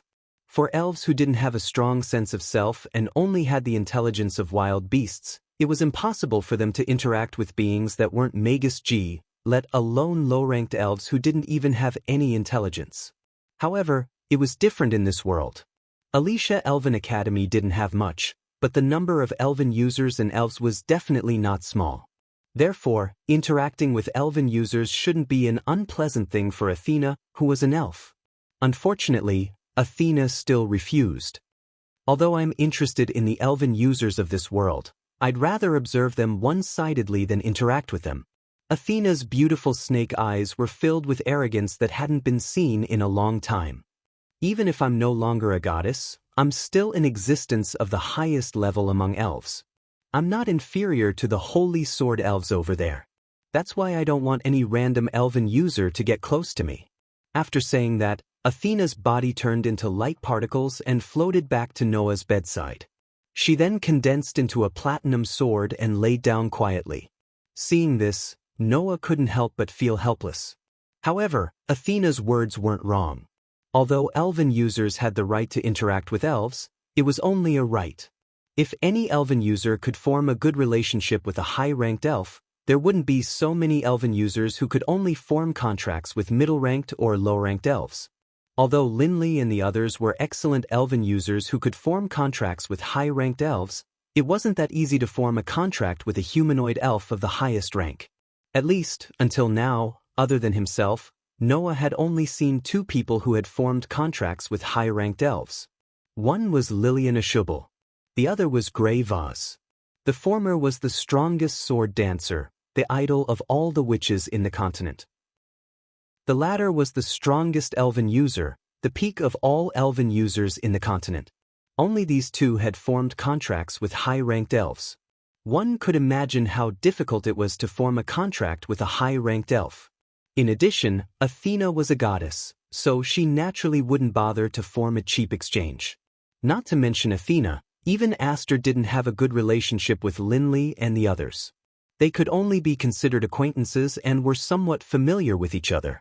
And this was only because Linley and the others had interacted with Aster for a period of time, so it was difficult for them to gain Aster's recognition. From this, it could be seen how difficult it was to form a relationship with a high-ranked elf. Noah was able to obtain the contracts of the two highest-ranking elves. Furthermore, one of them had sworn an oath with him for eternity, while the other was his authority, and it was almost impossible for her to betray him. This could really be said to be a blessing of 3 lifetimes. Well, it's much better than when I was the god of disobedience. When she was still the god of disobedience, because she was devoured by the unruliness of her path, Athena treated humans as dirt and killed them whenever she wanted. Now, Athena was only unwilling to form cheap exchanges with humans, which was already very good. Thinking of this, Noah patted Aster's slender back. "Aster, it's time to get up." Aster blinked and then slowly opened his eyes. He rubbed his eyes sleepily and cutely yawned. "Master, good morning, good morning." Noah patted Aster's head dotingly. "It's time to get up." Okay. Aster got up with a trace of sleepiness. In the next moment, Aster was like Athena. Amidst a burst of light particles, he turned into a small silver sword and quietly laid in front of Noah. As expected, it's hard to form a relationship with a high-ranked elf. Noah had no choice but to leave such a comment. Wearing the only male uniform in the Elven Academy, Noah came out of his bedroom and went to the living room. As soon as he opened the door, The aroma of black tea wafted into Noah's nose. Noah's eyes couldn't help but brighten. "Oh, it smells good. Is there a share for me?" As soon as he said this, several intense gazes landed on Noah's face, causing Noah to be stunned. Chapter 1756. Only now did Noah notice. In the living room, at a small round table, 4 girls were sitting opposite each other, holding cups of black tea in their hands. There were some refreshments on the table in front of them, as if they were having a tea party. Among the 4 girls, besides Lindsley, the other 3 were also Noah's acquaintances. Of course, apart from these 3 girls, Carol was also present, but she stood behind Lindsley, looking like a standard maid. Looking at the 3 girls sitting with Lindsley, Noah was surprised. "So you're all back?" Of the 3 girls, one had flame-like twin ponytails, one had long purple hair, and the last one had a white ribbon tying her sky-blue hair into a single ponytail. They were the other members of the fairy tale team. Claire, Fayanna, and Alice were in a group of 3. "So slow," Claire said in a petulant manner, as if she was throwing a tantrum. "Even if we haven't resumed our lessons, you've slept for too long. However, in order not to disturb your rest, we temporarily held a tea party here." Fayanna smiled mischievously. "Of course, boys have a lot of trouble in the morning. I know about this. I hope I didn't disturb you?" "Boys have a lot of trouble in the morning?" Alice frowned, looking at Noah with some confusion. "Boys have a lot of trouble in the morning? Do you need my help?" "Help?" Fayanna looked at Alice in surprise. Then she giggled. "I didn't expect the captain of the Knights to be so daring. It's really surprising." "Daring?" Alice was confused. "What does that mean?" "Fayanna, can you not speak in riddles?" Claire said with dissatisfaction. "What kind of trouble can boys have in the morning? Is it daring to just help a little?" "That's right." Lindsley drank her tea elegantly, also puzzled. "Could it be that boys hide something scary in the morning?" "Well, for us, it is indeed a bit scary." Fayanna couldn't help but laugh. "If you're curious, you can ask Noah if he can show you." Hearing this, Carol, who was standing behind Lindsley, couldn't help but laugh secretly. The 3 girls who didn't know what was going on turned their attention back to Noah, their eyes full of curiosity. Claire said directly, "That's it, let us see." "See your head." Noah's eyes twitched. "Are you girls really talking about such an unhealthy topic early in the morning?" Unhealthy topic? The 3 pure girls immediately blushed. Fayanna? Claire glared at Fayanna with a red face. So you're talking about the topic of sex?" "Ah." Fiona showed an innocent expression. "Is it still too early for you?" "Of course, Fayanna, Fayanna's Fayanna, you shameless. You still don't have the self-awareness of being a princess." Linsiliai's face was red as she retorted. "This is unbelievable." Seeing Claire, Lindsley, Fayanna, and Alice quarreling, Noah sighed inwardly. "It's been so long, but you guys are still the same." This sentence immediately attracted the glares of the 4 girls. "If that's the case, aren't you the same?" Claire, "After all, it's only been a month." Fayanna, "I don't think there's anything wrong with me being like this." Alice, "As a noble, I've always been leading by example. There's nothing to pick on." Lindsley, these were the rebuttals of the 4 girls. In this regard, Noah really wanted to say that in terms of personality, the 4 of them had some areas that he couldn't complain about. But there was no benefit in saying this, so forget it. All right, Mr. Noah, please don't stand there. Come and sit here." Carol pulled out a seat for Noah with a smile. "The ladies have been waiting for you for a long time." Not knowing if it was intentional, Carol helped Noah move his seat to Lindsley's side with a smile on her face. Except for Noah, no one else noticed this small movement. They continued to drink their black tea with a look of indifference. Noah could only shrug and sit next to Lindsley under Carol's giggling. Then Noah asked his 4 teammates, "Since you're all back, that means you've all finished your tasks, right?" The reason why the fairy tale team had postponed a month's ranking competition and applied for a month's leave was because the 4 girls had their own matters to attend to. Claire took this opportunity to visit her parents who she hadn't had the chance to visit before and who were still in prison. Lindsley, Alice, and Fayanna returned to their homes and reported the good news of qualifying for the Elven Sword Dance Festival to their families. Because of the long journey and the need to socialize due to their status, the 4 girls needed a month's time to complete this goal. Since they had rushed back, it meant that there were no problems. No matter what, the Elven Sword Dance Festival is about to start. How could we not come back? Claire said as she puffed out her chest that didn't undulate at all. Also, in this month, I was allowed to enter the library that my family used to own. I learned a lot from there and my strength improved a lot. How much can you improve if you only study by yourself? Lindsley said to Claire, not to be outdone. I also asked the Elven Knights in my family to help me train. My strength will definitely improve more than Claire's. I also retrained my skills a little, Alice said with a serious expression. At this time, every bit of improvement counts. That's something we can't do anything about. Fayanna sighed deeply. After all, if we want to emerge victorious in the Elven Sword Dance Festival, we have to defeat the strongest sword dancer. The girls all fell silent. Noah knew that the 4 girls had their own reasons for participating in the Elven Sword Dance Festival. Claire wanted to understand the truth behind her sister's betrayal of the Elven King. Lindsley wanted to rescue her frozen sister. Alice wanted to inherit Versilia's wish. Fayanna wanted to take back everything she had lost when she was demoted to a lost elven princess. In other words, the 4 of them had their own reasons for not losing. However, his opponent was the existence known as the strongest sword dancer, the target of all elven envoys. Would they be able to defeat such an existence? Not to mention these 4 girls, even if it was anyone else, they wouldn't have much confidence. However, Noah still wanted to say, "Leave Renasubble to me." The group of 4 girls immediately cast their gazes on Noah at the same time. Do you have a chance of winning? Alice couldn't help but ask. Although you are indeed very strong, can you guarantee that you can defeat Renasubble? Indeed, I can't guarantee it because I still don't know the full extent of Leanna's strength. But no matter what, I did have a brief confrontation with her, even if we weren't serious at that time. Noah smiled indifferently. Moreover, you aren't the only ones who have grown in this month. I also have a trump card.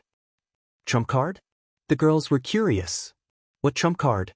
Noah touched the elven mark on the back of his hand and sensed the aura of Athena on it. He said with a deep meaning, "You will know in the future." Seeing that Noah didn't seem to want to reveal it directly, the girls didn't pursue the matter. In any case, Noah's strength was indeed very strong. There was no doubt about this. Since Noah could deal with Renasubble, it couldn't be better. Thinking back to the beautiful sword dance between Noah and Ren, Claire, Lindsley, Fayanna, and Alice were fascinated. Just like that, the day of the Elven Sword Dance Festival gradually arrived. Chapter 1757. On this day, the sun was shining brightly and there were no clouds in the sky. The weather was not bad. Early in the morning, the entire Elven Academy was bustling with noise and excitement. Almost all the students came out of their dormitories and started walking in one direction. That direction was the direction of the gate that led to the Elemental Elves' world. The largest ceremony of the Elven Sword Dance Festival was not held in the modern world, but in the Elemental Elves' world. And it was the Elemental Elves' world's Saint Realm. In the Elemental Elves' world, there were 5 Saint Realms. The 5 Saint Realms belonged to the 5 Elven Kings. In the Saint Realms, people could mine special elven ores. That elven ores were the blood of the Elven King. One had to know that ordinary elven ores could only seal a portion of the elven power and use it. Its effects were very limited. However, the blood of the Elven King could seal a portion of the power of high elves and unleash great power and effects. It was a true national treasure that even people with money and authority could not buy. Once, the self-proclaimed Demon King, Geo Inzak, who was actually a fake, used the blood of the Elven King that sealed the power of the Elven King, who could control a large number of elves, to disguise himself as an elven envoy and appeared in front of Noah. Later on, that guy almost died under Versilia's bombardment. The blood of the Elven King was taken away by Versilia, and she used it to make a deal with the merchant of the Skeleton Alliance, Vivian, to transplant a large number of spell engravings. That kind of national treasure could allow an ordinary person to control a large number of elves. Its value was enough to exchange for a large number of spell engravings. Its value could be imagined. The blood of the Elven King was an elven or that could only be mined in the Saint Realm. However, only which G of the Gods Parliament who served the Elven King could enter the Saint Realm. However, during the Elven Sword Dance Festival, the Saint Realm would be open to ordinary people. In other words, every Elven Sword Dance Festival was held in the Elemental Elves World's Saint Realm. As the only gate in the Elven Academy that could lead to the Elemental Elves World, the students naturally gathered there. This was because today was the day that the top 3 teams would go to the venue of the Elven Sword Dance Festival. In one of the rooms in the dormitory of the Crow class, Noah was looking at a pile of messy suitcases in front of him. He was speechless. Is it necessary to bring so much luggage? In response to Noah's sigh, Claire, Linley, Fianna, and Alice all raised their heads and looked into the distance, as if they didn't know anything. However, there was no doubt that all the luggage here belonged to the 4 girls. Noah narrowed his eyes, squatted down, and rummaged through the luggage. What are you doing? Claire, how dare you rummage through a lady's belongings? How rude. Linley, are you looking for our undergarments? Fianna asked. WH?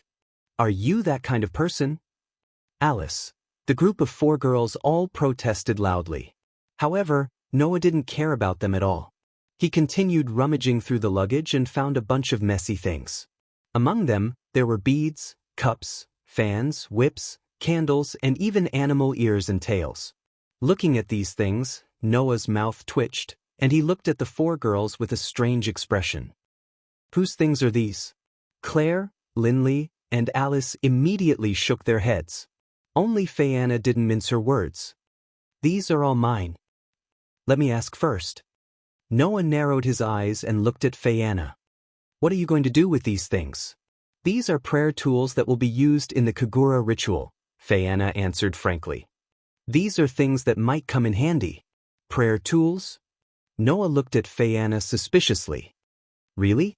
Do you think I'm lying? Fianna teased with a smile. Or do you think these things have some special uses? Wasn't that natural? Beads, cups, and fans were fine, but what about whips, candles, and even animal ears and tails? They didn't look like prayer tools, but sex toys. However, Noah didn't have any knowledge in the Kagura ritual, and Fianna's words had no loopholes, so he couldn't refute. So, Noah had no choice but to put those things back into the box, and took out a large number of dolls from another box. That's mine. Alice raised her hand weakly and said embarrassedly. If the journey is lonely, these dolls can come in handy. If the journey is lonely, they can come in handy? What are you going to do with these dolls? If you really feel lonely, borrowing the so-called prayer tools from Fianna should be more useful, right? Noah resisted the urge to complain, silently put all the dolls into the box, and took out another box. There was a tea set in this box. This is mine. Linley combed her hair and said matter-of-factly. As a noble, we have to maintain elegance no matter when and where. Not to mention, if the journey is lonely, we can hold a tea party. This is a necessary item. Lonely journey again? Just how afraid are you girls of being lonely? Noah was speechless. He could only put down the box, take out another box, and open it. As a result, Noah was dumbfounded. Because in this box, there were books. Not ordinary books. At least, that was the title on the cover that Noah saw.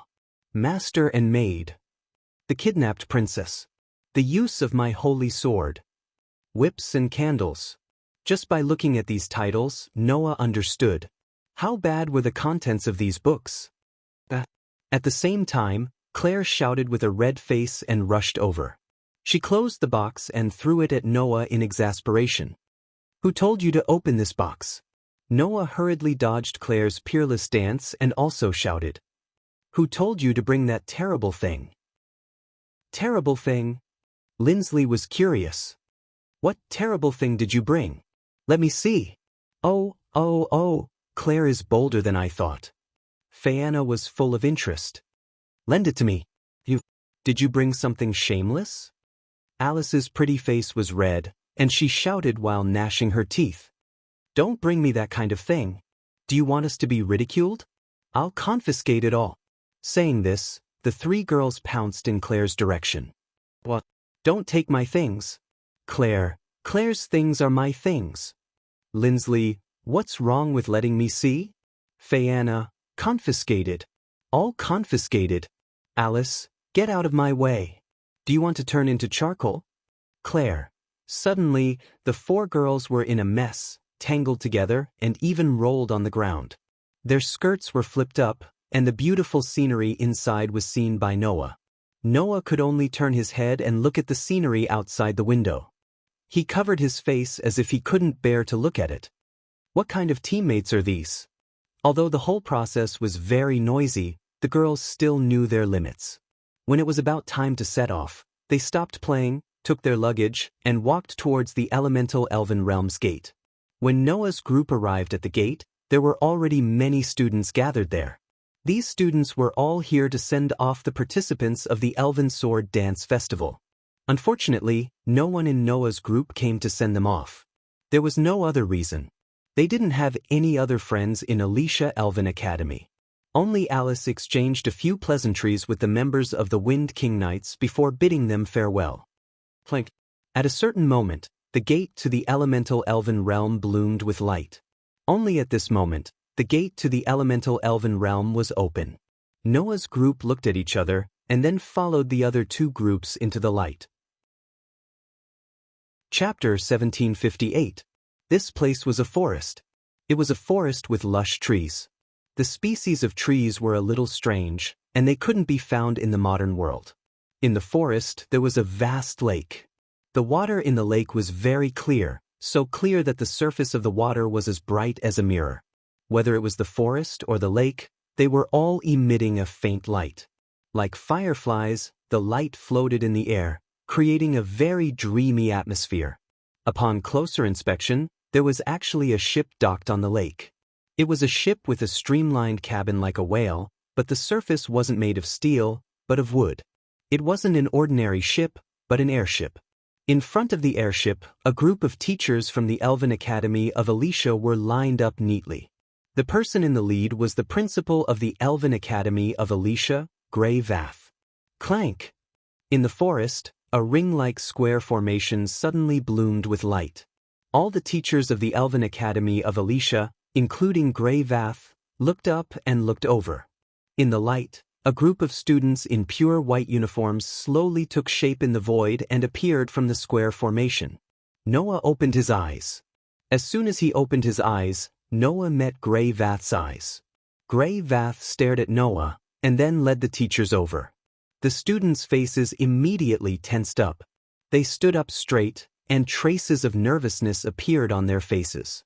It wasn't only because the person in the lead was the principal of the Elven Academy of Alicia, but also because the most powerful elven envoy on the continent was right in front of them. The students didn't know that Grey Vath had lost her ability as an elven envoy a month ago. However, even if she lost her ability as an elven envoy, Grey Vath's prestige still couldn't be underestimated. Next, you will represent the Audiobook Empire and go to the holy realm of Ragnar Yith. Grey Vath's sharp gaze swept across the students as she spoke. Ragnar Yith is the territory of the Wind Elf King, and it is also the venue of this year's Elven Sword Dance Festival. The last time the Elven Sword Dance Festival was held there was 74 years ago. In other words, it has been 74 years since anyone other than the House of Gods has entered there. Do you see the airship on the other side of the lake? Grey and Vath pointed in the direction of the airship. Next, you will board that ship, which will take you to the holy realm of Ragnar Yith. Everyone's eyes immediately turned to the airship. Under such circumstances, Gravath continued to speak. That ship doesn't belong to the Alicia Elven Academy, nor does it belong to the Audiobook Empire. That's why there are already teams from several countries on it. Don't embarrass yourself if you follow them to the venue. Otherwise, you'll become the shame of the entire Audiobook Empire. Hearing this, the expressions of the group of students became even more nervous. At this moment, Gray and Vath looked at the teacher beside her. Distribute the information. A teacher immediately nodded and distributed 3 sets of information to the captains of the 3 teams. Noah also received a share of the loot. This is some information about the teams of the other countries that the Empire has gathered. I'm giving it to you now. I hope that it will be of help to you. Also, I hope that you won't have any regrets during the Elven Sword Dance Festival. Gray and Vath looked at everyone. That's all I want to say. Is everyone clear? The young girls shouted in unison. Very good. Gray and Vath nodded.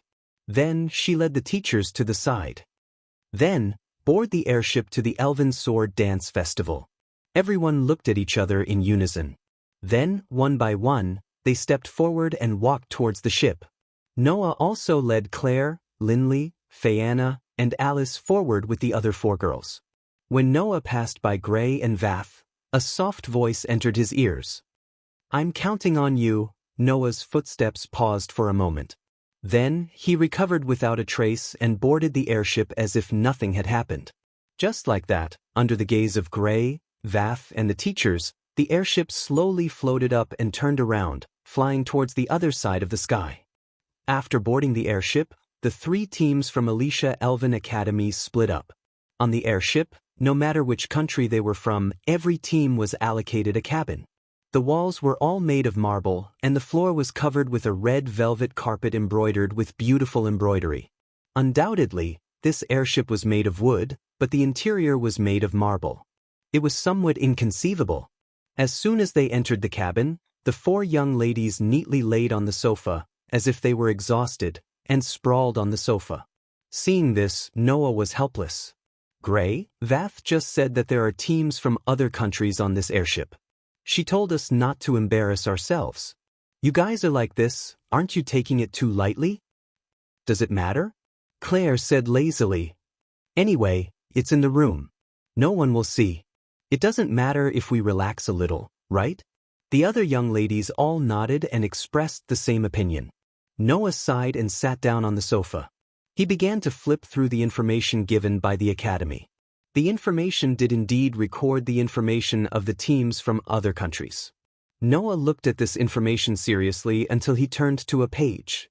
Looking at the information recorded on it, Noah exclaimed in surprise. Leanne the Subble is representing the Alphys Empire? That one sentence stirred up everyone's reaction. What? The group of young girls stood up in shock. The Alphys Empire. It was a small country sandwiched between the Ordesia Empire and the Draco Duchy of Draco. The country mainly produced elven ores mined from mines. However, they did not make money from elven ores. Instead, they made a fortune from the mining and trading of magical equipment. The so-called magical equipment referred to some tools that were different from normal tools. Some of these tools had special effects, while some had sealed elves inside them. They were very precious. Especially the magical equipment that had sealed elves inside them, they were even more precious. After all, sealed elves were usually very powerful elves. Tools that had powerful elves inside them, no matter who it was, would be tempted. The Alphys Empire was a country that specialized in mining magical equipment that had been passed down since ancient times from various ruins and sold them, thus becoming rich. In addition, this country also secretly provided elves to other big countries and sold them as goods, thus making a lot of profit. Moreover, the headquarters of the Black Market Merchant Organization, the Skeleton Alliance, was also located in this country. Therefore, the Alphys Empire was a country that was very popular. The rumors that spread from this country were basically all negative. Why? Linley was very surprised.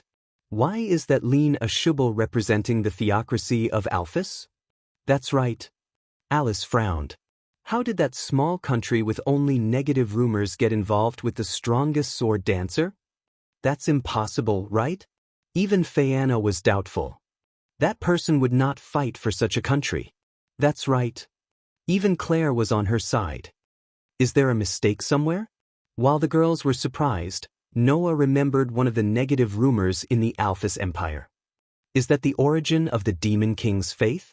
The Demon King's faith. It meant that the Demon King was the object of faith. Just like how some people believed in terrorism, the Demon King who had brought unimaginable disasters to the whole continent also had his own faith. The idea of the Demon King's faith began to appear in the Alphys Empire. In addition, the capital of the country was the birthplace of Demon King Solomon. The believers of the Demon King firmly believed that Demon King Solomon would reincarnate and come to the Alphys Empire again, leading the country and ruling the whole continent. Therefore, the Alphys Empire was the base of the believers of the Demon King. Could it be that Lin Ashubal was representing the Alphys theocracy because of this? Chapter 1759. Although she was not a male, it was a fact that Lin Ashubal had inherited the power of the Dark Elf King and could control it freely. In other words, there were definitely many people who believed that Lin Ashubal was the Demon King. The Alphys Empire was the headquarters of magic believers and the birthplace of the former Demon King Solomon. In that case, as the Demon King, it was not strange for Lin Ashubal to have a relationship with the Alphys Empire. Not to mention, Lin Ashubal's contracted elf was Lestia, one of the contracted elves of Demon King Solomon. As the contracted elf of Demon King Solomon, Lestia should be very clear about the situation of the Alphys Empire. It was not strange for her to be able to have a relationship with the Alphys Empire.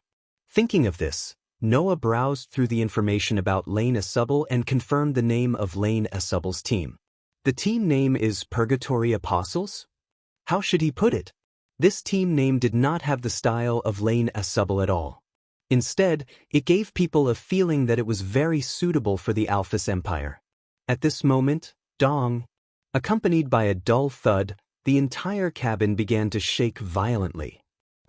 Claire, Lindsley, Viviana, and Alice did not have time to react. Caught off guard, they screamed subconsciously and all fell to the ground. Among them, Lindsley directly fell on Noah, as if she was sitting on Noah's arms. In a standard riding position, her whole body pressed on Noah's body.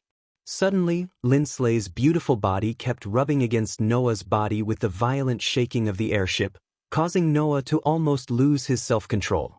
Usually he did not notice it. Only now did Noah realize that Lindsley's body was actually so good.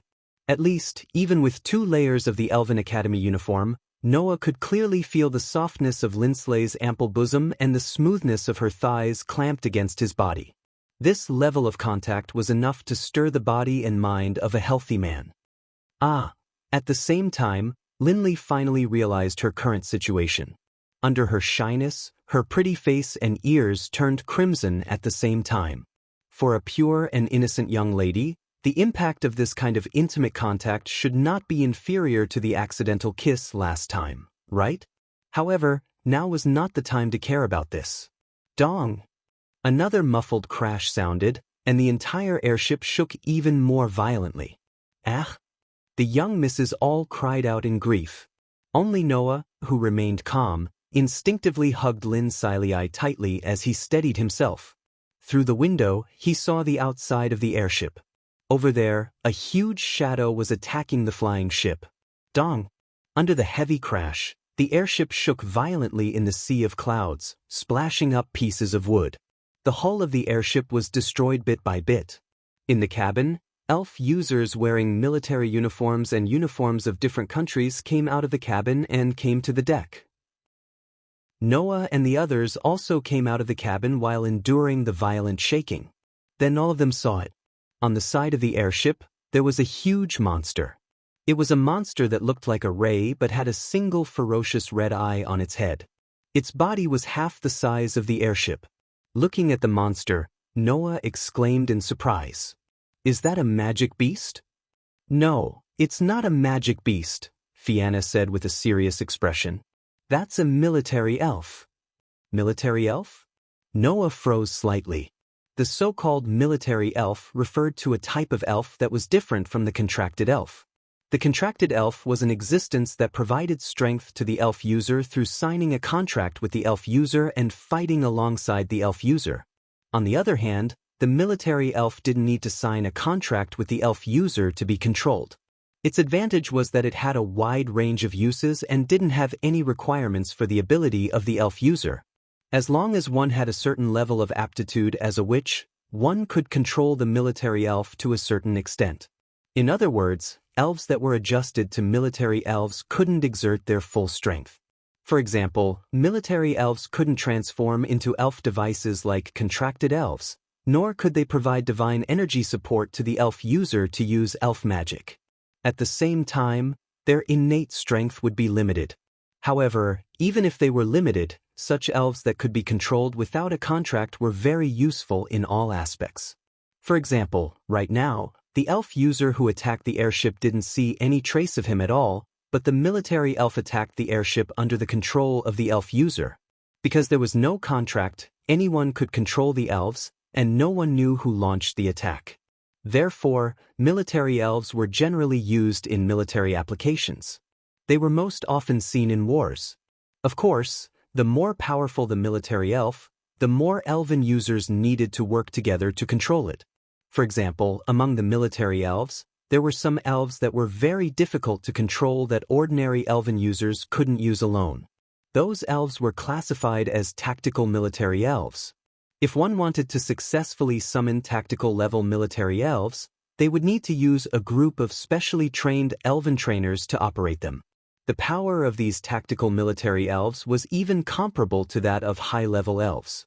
Their destructive power was very strong, and they were often used in wars to wipe out thousands of troops. In addition, Noah also heard that above the tactical military elves, there was a type of strategic military elves.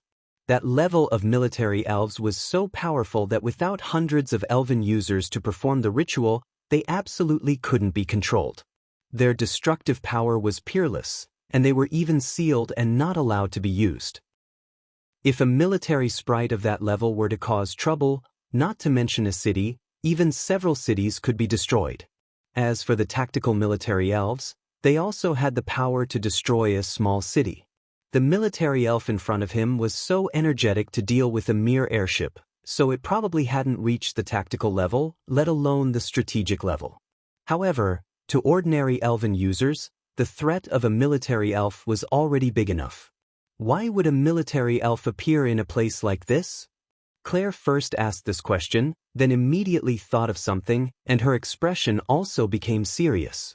I see. You want to eliminate your opponent? The Elven Sword Dance Festival wasn't just a simple sacrificial ritual. It also symbolized the meaning of war between countries. After all, the country that obtained victory in the Elven Sword Dance Festival would receive the protection of the Elven King for many years, greatly increasing the country's power. This was the reason why many countries, led by the Austrian Empire, invested so much effort in nurturing elven users and actively participated in the Elven Sword Dance Festival. Of course, some countries would rather use unscrupulous means to obtain victory. The elven users on this airship were all participating teams from various countries. Therefore, it wasn't strange at all if a country sent out a military elf to eliminate a threat in pursuit of victory. That kind of thing doesn't matter. Alice unsheathed the knight's sword at her waist and stared closely at the ray elves outside the sea of clouds. Let's think of a way to deal with this military elf first. With that, Alice prepared to charge out. Wait! Noah immediately grabbed Alice's hand. Wah! Alice immediately cried out in surprise, her pretty face turning red as she cried out in panic. Hand? Your hand? It's just holding hands. Noah subconsciously complained. Why are you making such a fuss? What do you mean it's just holding hands? Alice blushed shyly and glared at Noah rather angrily. This is my first time. Noah didn't have the energy to complain. At that moment, Noah could only say, Look around. Hearing this, Alice was slightly startled and immediately looked around. Chapter 1760. Dong! The huge ray sprite slammed into the airship, causing it to shake violently. Wood shavings sputtered from the airship. The airship floating in the sea of clouds suffered a huge impact, and its altitude dropped little by little. Under such an onslaught, the elven envoys from various teams from various countries had gathered on the deck. However, they chose to stay where they were amidst a wave of whispers. They did not make a move, but instead quietly observed their surroundings. Seeing this scene, not only Alice, but also Claire, Lindsley, and Viviana were stunned. Why? Lindsley asked in confusion. Why didn't anyone make a move? Undoubtedly, the airship was under attack and could fall at any time. Why didn't anyone make a move? Although the Ray Sprite's destructive power was shocking, it wasn't impossible to deal with. Even if it was a threat to ordinary elven messengers, each of the elven messengers here was an elite from their respective country. They shouldn't be afraid of a military sprite that wasn't even at the tactical level. Not to mention, the elven messengers here were all in a team. Even if one person couldn't take down the attacking military sprite, it shouldn't be difficult for the whole team to take it down. Under such circumstances, why didn't anyone make a move? Seeing the confused expressions of the girls, Noah explained. These people didn't make a move because they wanted to hide their strength and observe the other elven messengers of the other teams. The girls weren't idiots. Therefore, after Noah's reminder, everyone understood. If I were to make a move here, I would definitely expose some of my strength. Noah smiled indifferently when he saw the expressions of understanding on the girls' faces. That wouldn't do any good for the upcoming Elven Sword Dance Festival. So that's why no one made a move? Viviana asked in realization. On one hand, they didn't want to expose their strength. On the other hand, they were waiting for the others to make a move so that they could observe the strength of the elven messengers of the other teams and formulate countermeasures for the competition. That's right. Noah nodded. I even suspect that the purpose of the military sprite attacking this airship was not to eliminate the sprite users here and eliminate the threat. Instead, it wanted to use this opportunity to observe the strength of the sprite users here and make plans for the upcoming competition. It's possible, Claire agreed. If you want to eliminate your competitors, then sending a military sprite of this level to attack will not succeed at all. That's right. Noah smiled faintly as he looked around. Since that's the case, it's best that we don't do anything.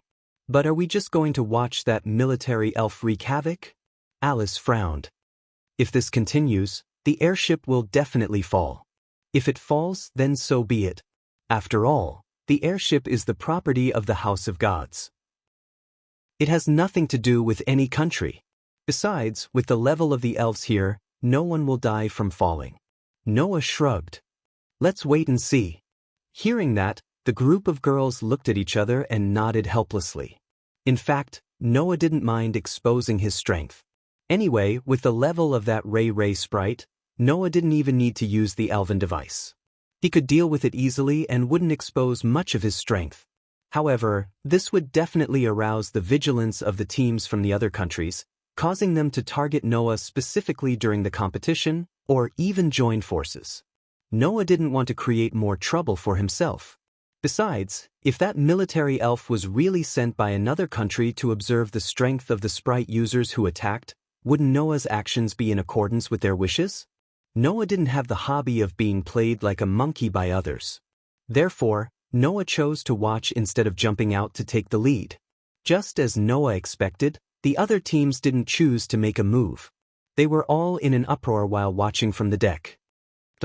Finally, with a heavy muffled sound, the entire belly of the airship was smashed into pieces, causing the entire airship to begin to fall to the ground. This time, the sprite users on the deck couldn't remain calm. Although they were all elites of their respective countries, the sprite users who could participate in the Elven Sword Dance Festival were restricted to those below the age of 20. This proved that these sprite users were all young girls. Under the threat of the airship crashing, the well-trained sprite users were still able to remain calm. However, some of the weaker sprite users started to panic. It's about to fall. Noah grabbed onto the guardrail to stabilize himself and shouted in Alice's direction.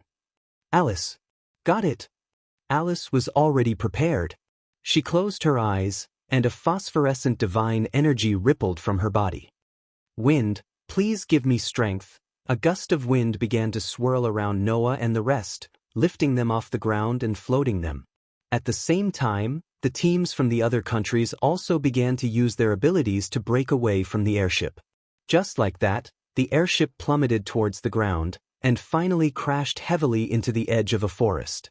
In an instant, dust and wood shavings flew everywhere.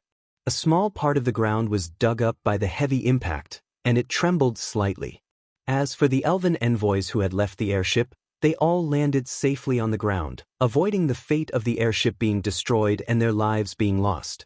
Just like what Noah said, the elves here wouldn't die because of the loss of the pendant. Puh! At this moment, the ray sprite that destroyed the airship descended from mid-air and let out a hair-raising roar. With a flick of its tail, its huge body crashed downwards like a meteorite. It seemed that destroying the airship wasn't enough to make the military sprite leave. No matter what the purpose was, the target of this military sprite was the sprite users here. How could it just destroy the airship and leave? Seeing the huge ray sprite crashing down like a meteorite, Claire, Linley, Fayanna, and Alice couldn't keep calm anymore, and some divine energy began to surge from their bodies. Only Noah raised his eyebrows, and the corners of his mouth slowly rose.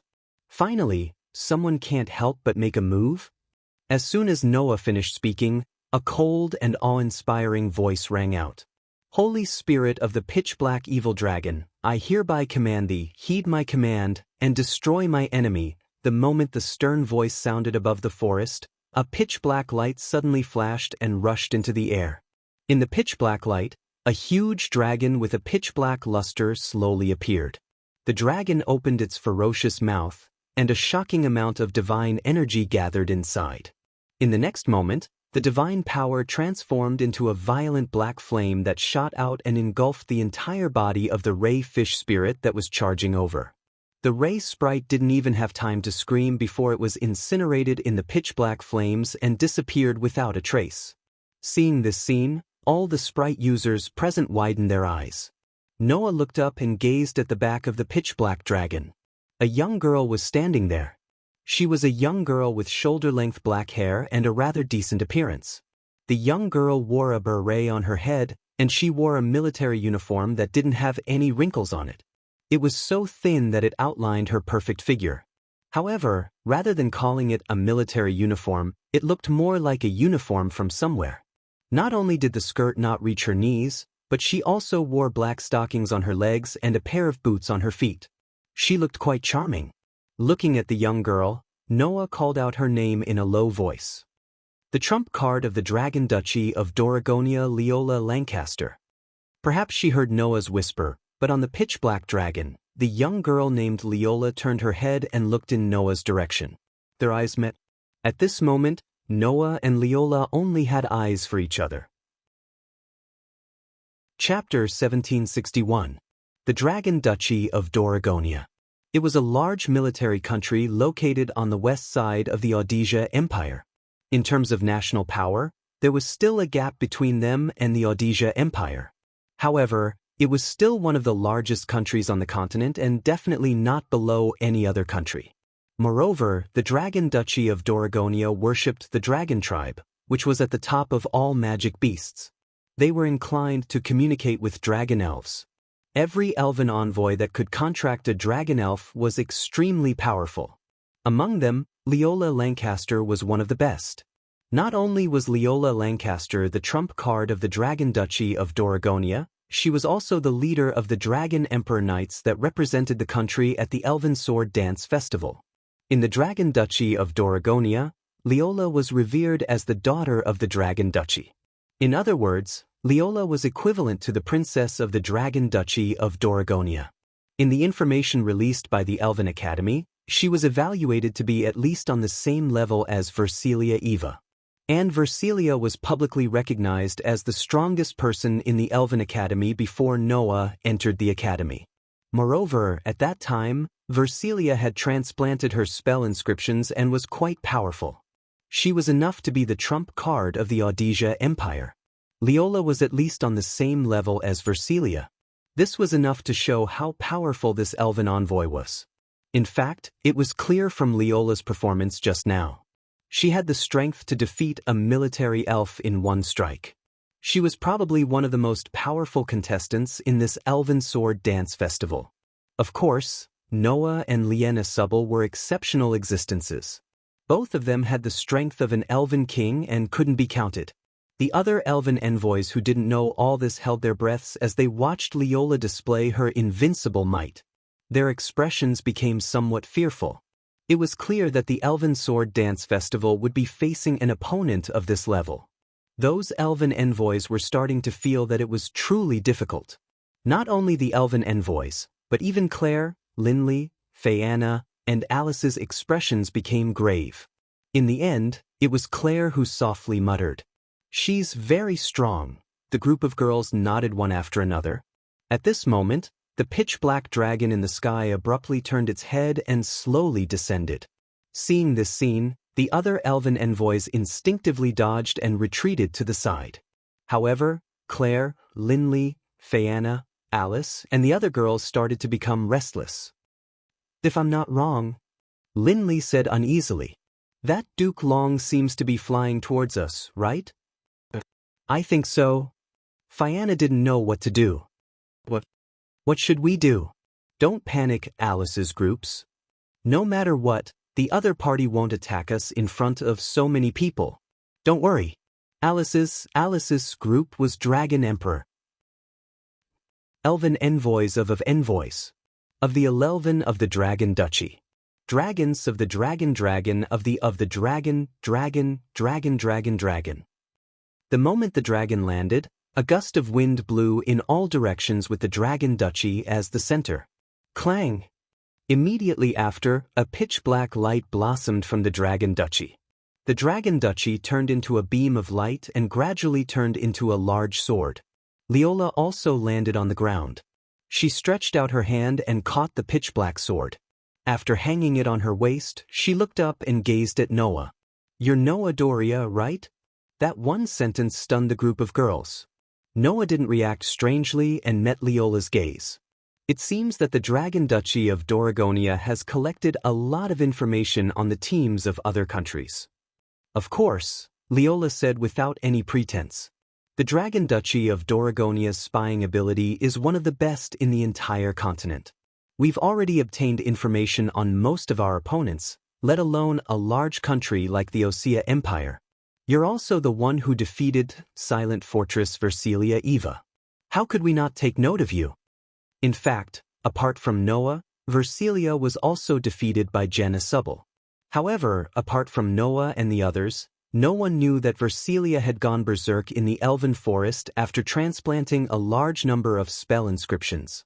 Therefore, what Leola said should be the result of Versilia's duel with Noah in the academy before transplanting a large number of spell inscriptions. Noah only shrugged. "Thank you for the compliment. I'm flattered. There's no use playing dumb here. Noah Doria, the Dragon Duchy of Doragonia has already gathered a lot of information about you. To us, you're the most important existence besides the strongest sword dancer, Jen Asubble." Leola stared at Noah. "After all, you had a sword dance with the strongest sword dancer, but there was no victor. Isn't that right?" Jen Asubble had appeared in the Elven Academy and had a sword dance with the only male Elven envoy on the continent. In the end, there was no victor. This matter was no longer a secret to the countries with good intelligence. After all, Jen didn't hide when she first appeared in the Elven Academy. When she fought with Noah, it was also in full view of everyone. There was no way she could hide it. Of course, she couldn't hide it from a large country like the Dragon Duchy of Doragonia. However, Jen Asubble was the idol of all Elven envoys on the continent. She was known as the strongest sword dancer. Presumably, even if they knew about this, there wouldn't be many who would believe it. Leola looked for Noah because Noah had defeated Versilia. On the other hand, she definitely wanted to test the authenticity of this information. Defeated Versilia. Tied with Jen Asubble. If one were to talk about which one would arouse more vigilance, it would definitely be the latter. After clearly understanding this matter, Noah pretended to be surprised under Leola's gaze. "Where did you get this information from? Are you still going to play dumb?" Leola had been staring at Noah the whole time. When she saw Noah's surprised expression, her beautiful brows slightly furrowed and her gaze sharpened. "Forget it. If you really have that kind of ability, then I'll beat you fair and square during the Elven Sword Dance Festival." No matter if you're the strongest sword dancer or male elven envoys, if you want to defeat me and my Nidhogg, then come and try." After saying this, Leola slightly raised the pitch-black greatsword hanging at her waist. A faintly discernible pressure emanated from the pitch-black greatsword, before disappearing in an instant. However, Noah and the others still felt it. "Nidhogg."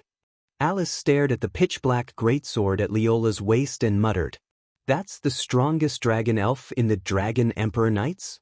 "That's right. My Nidhogg is the strongest dragon elf in the Dragon Emperor Knights." Leola glanced at Alice. "You're Versilia Eva's foster sister, right? I'll show you who's stronger in the Elven Sword Dance Festival between my Nidhogg and your foster sister's Citadel Elf." After saying that, Leola turned around and headed back to her party without any hesitation. Only then did the group of young girls relax. "What a terrifying pressure," Fayanna said with a lingering fear. "Do we really have to face someone like that at the Elven Sword Dance Festival?" Claire, Linley, and Alice also looked uneasy. Seeing the four girls' reactions, Noah didn't say much. It was good to be able to recognize the threat of an opponent. At least, to these four girls, Leola was an unimaginable enemy. Perhaps even if the four of them joined forces, they might not be able to defeat Leola. "Leola Lancaster." Noah smiled. "Interesting. You're tuning in to the Passion Pages YouTube channel. We're so grateful for your support, and don't forget to subscribe to join us on this incredible journey through captivating stories. Your generosity through donations truly makes a world of difference, as it's the primary source of revenue that allows me to expand and enhance this channel for you. Thank you from the bottom of my heart for being a part of this adventure.